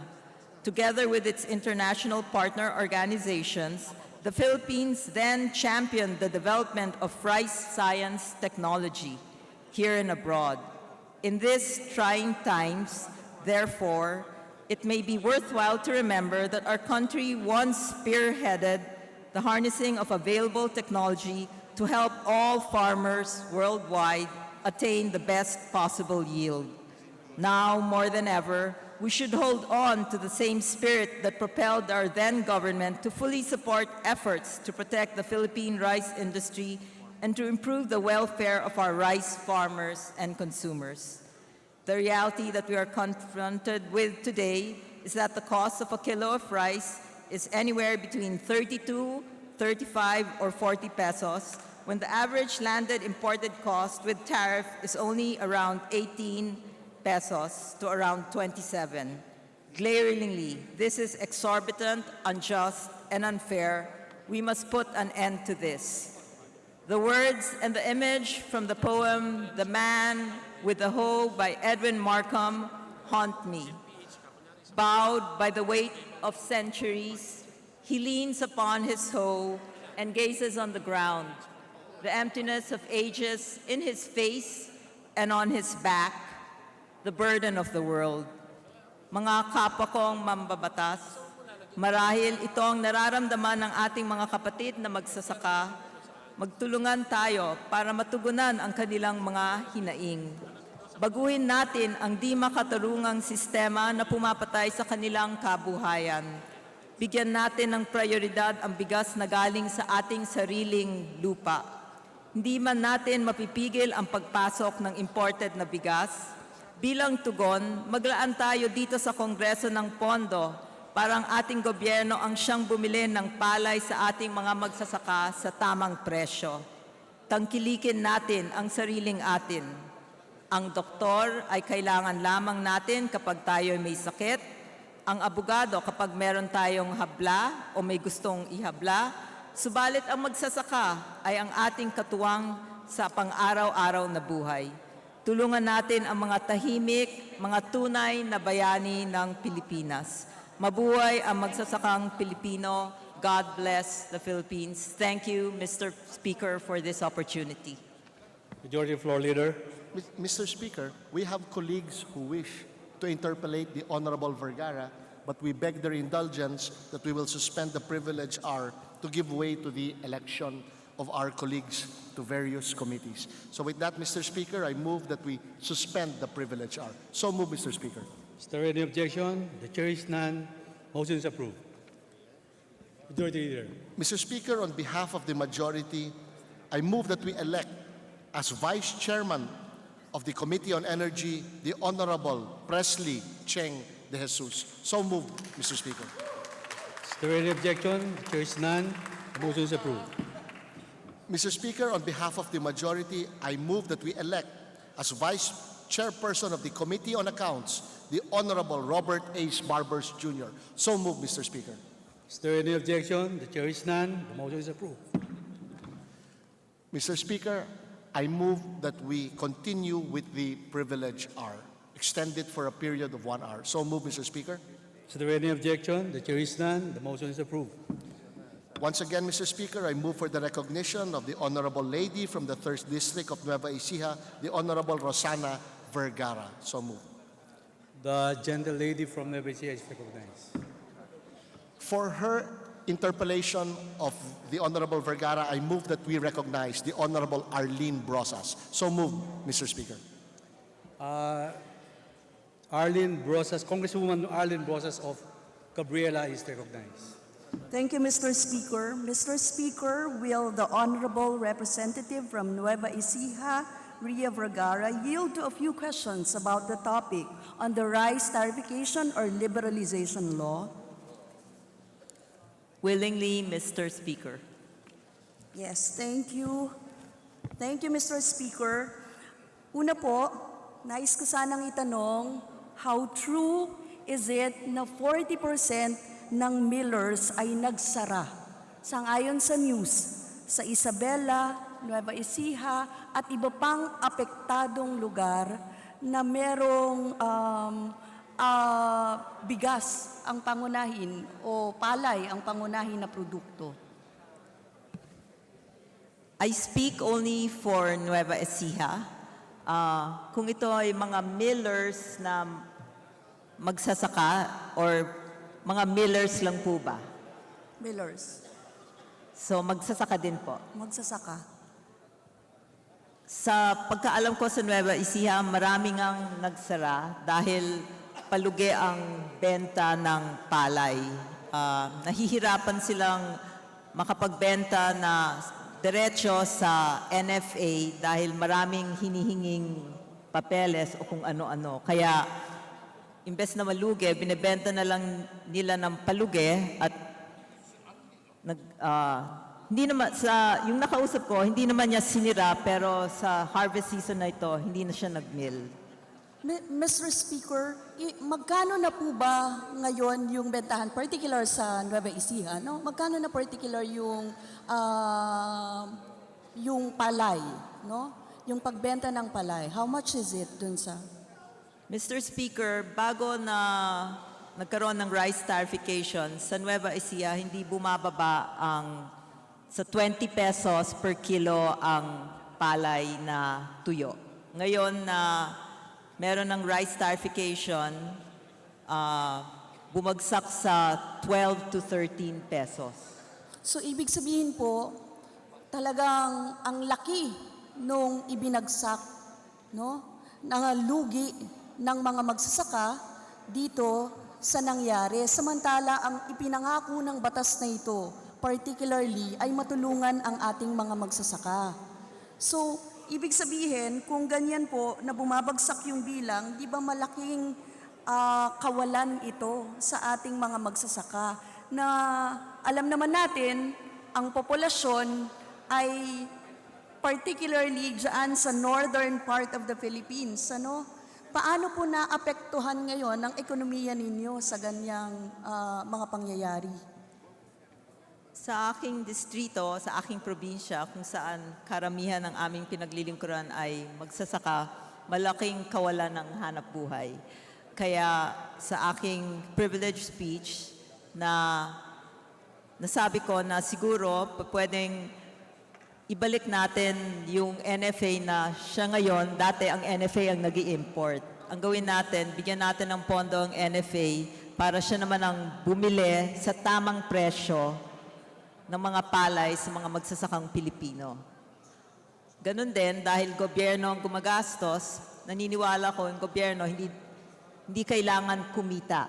They can sell at cost. So pag nakabili sa tamang presyo na 20, sabi nung isang magsasaka, kahit 19 pesos yung palay, okay na. Yung gobyerno ang magmimil sa NFA, tapos magbenta ulit at 27 pesos. Para naman ito yung mga nag-i-import na nakakapagpasok at 20 pesos, hindi magbebenta ng 32. Pag meron bebenta ng 25, 27 pesos. Susunod na ngayon itong mga importers na ibagsak ang presyo para yung tunay na objektibo ng batas na ibagsak ang presyo ng bigas at palakasin ang kabuhayan ng rice farmer ay pareho nating makita. Mr. Speaker, yung tinatawag na buffer stocking ngayon ng NFA, hindi siya bumibili ng Hindi siya bumibili ng mataas pa rin yung commercial rice natin, right? Kasi yun lang yung available eh. Tapos nowhere dun sa mandate ng batas na bumili pa siya ng mas marami. Kaya hindi po totoo yung sinasabi ng Pangulo na pwedeng bilhin sa lahat ng magsasaka sa ngayon yung kanilang palay. Kasi wala naman dun sa batas na nakalagay doon na bibili siya. In fact, ang sinasabi nga doon ay mag-import pa. Di ba? So, malaki po ang magiging epekto nito sa lahat ng magsasaka sa kasalukuyan. Kasi kung hindi po talaga magkakaroon ng provision doon na nagsasabi specifically na dapat bumili ang NFA or ubusin niya yon o di kaya mas mapapaboran yung mga importers kesa dito sa mga magsasaka natin. Sa pag-aaral ko sa batas, may mga safeguard. Kapag naka-recess ang Kamara, may karapatan ng Pangulo either itaas yung buwis kapag may oversupply o kapag apektado na ang rice farmers. Ngayon, tama ang kagalang-galang na kongresistang Arlene na wala sa batas na pwedeng bumili ang NFA. Subalit, di po ba kung yun ang isang executive decision, kung may pondo naman ang presidente na gusto niyang sabihin, o itong pondong to, gamitin para tulungan ng mga magsasaka, I believe that's within the President's prerogative. And I stand corrected if I am wrong. Yes, Mr. Speaker, gusto ko lang sabihin na ngayon nakikita na natin yung epekto nung pinag-uusapan natin na batas. Sa totoo lang, nananatiling naghihirap yung mga magsasaka natin. Tapos patuloy na bumababa yung farm gate prices. Tapos nag-i-influx ng import na bigas. Kaya ang tindi po ng magiging epekto nito, lalong-lalo na sa mga magsasaka. Meron pa tayong sinabi na merong Rice Competitive Enhancement Fund na ibibigay. I would like to ask dun sa Rice Enhancement Fund na yun, out of the 10 billion, ilan talaga or magkano talaga eksakto ang nabigay na suporta para sa mga magsasaka?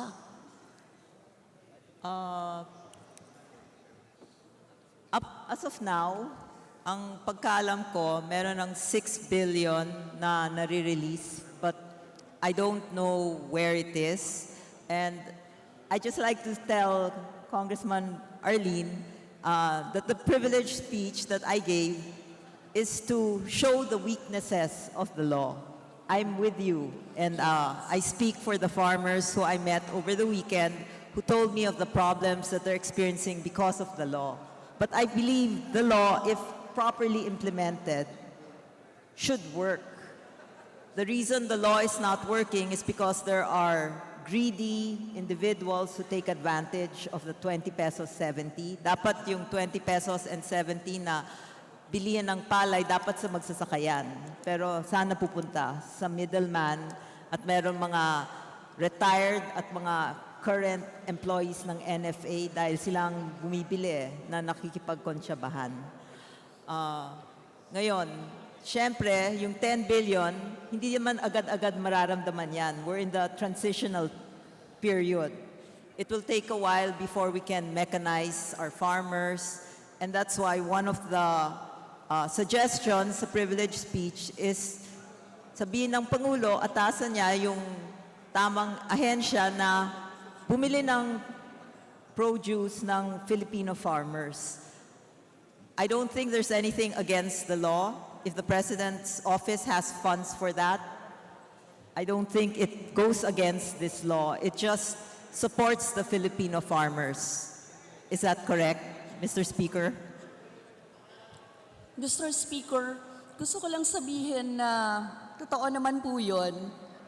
The good representative says na meron talagang tiyak na mga kumita dito sa mga pangyayari na ito. Ang gusto nating gusto nating malaman kung paano exactly anong nangyari. Kasi kung totoo na sinasabi natin that the law is good for all of us, pati sa mga magsasaka, dapat makita natin yon. Dapat maranasan ng mga magsasaka yon. Dapat hindi sila nahihirapan ngayon at wala pong umaangal sa atin. Pero apparently, sa mga pangyayari, even the news ngayon, na lumalabas kung nagsasara tayo ng mga millers, kung may mga magsasaka tayo na nagugutom, kung yung presyo ng bigas, ng palay ay nabibili ng mas mababa at apektado yung mga magsasaka. Mr. Speaker, it is about time na siguro magpaimbestiga ang Kongreso kaugnay dito. Dahil kung sinabi nga natin, meron tayong 10 billion na inilagay na Rice Competitive Enhancement Fund, it will be good for our people kung malalaman ng lahat kung saan exactly napunta itong mga pondo na ito at irepasa natin, baka kailangan nga, pag-usapan natin, totoo bang nakakatulong ang rice tarification law o rice liberalization law sa kasalukuyan. Yun lang po, Mr. Speaker, maraming salamat. In the interest of national food security na binanggit kanina, kailangan po nating pag-usapan ito at kailangan po nating maimbestigahan kung anong nangyari sa rice liberalization law na ito. May I respond, Mr. Speaker? I concur. The law is still new, and we need to be vigilant. And I support Congressman Bros's request for investigation to see how the Rice Competitive Enhancement Fund has been utilized thus far so that we can monitor it and make sure it goes to the Filipino farmers as envisioned by the law. Thank you, Mr. Speaker. Thank you, Congressman Arlene Brosas.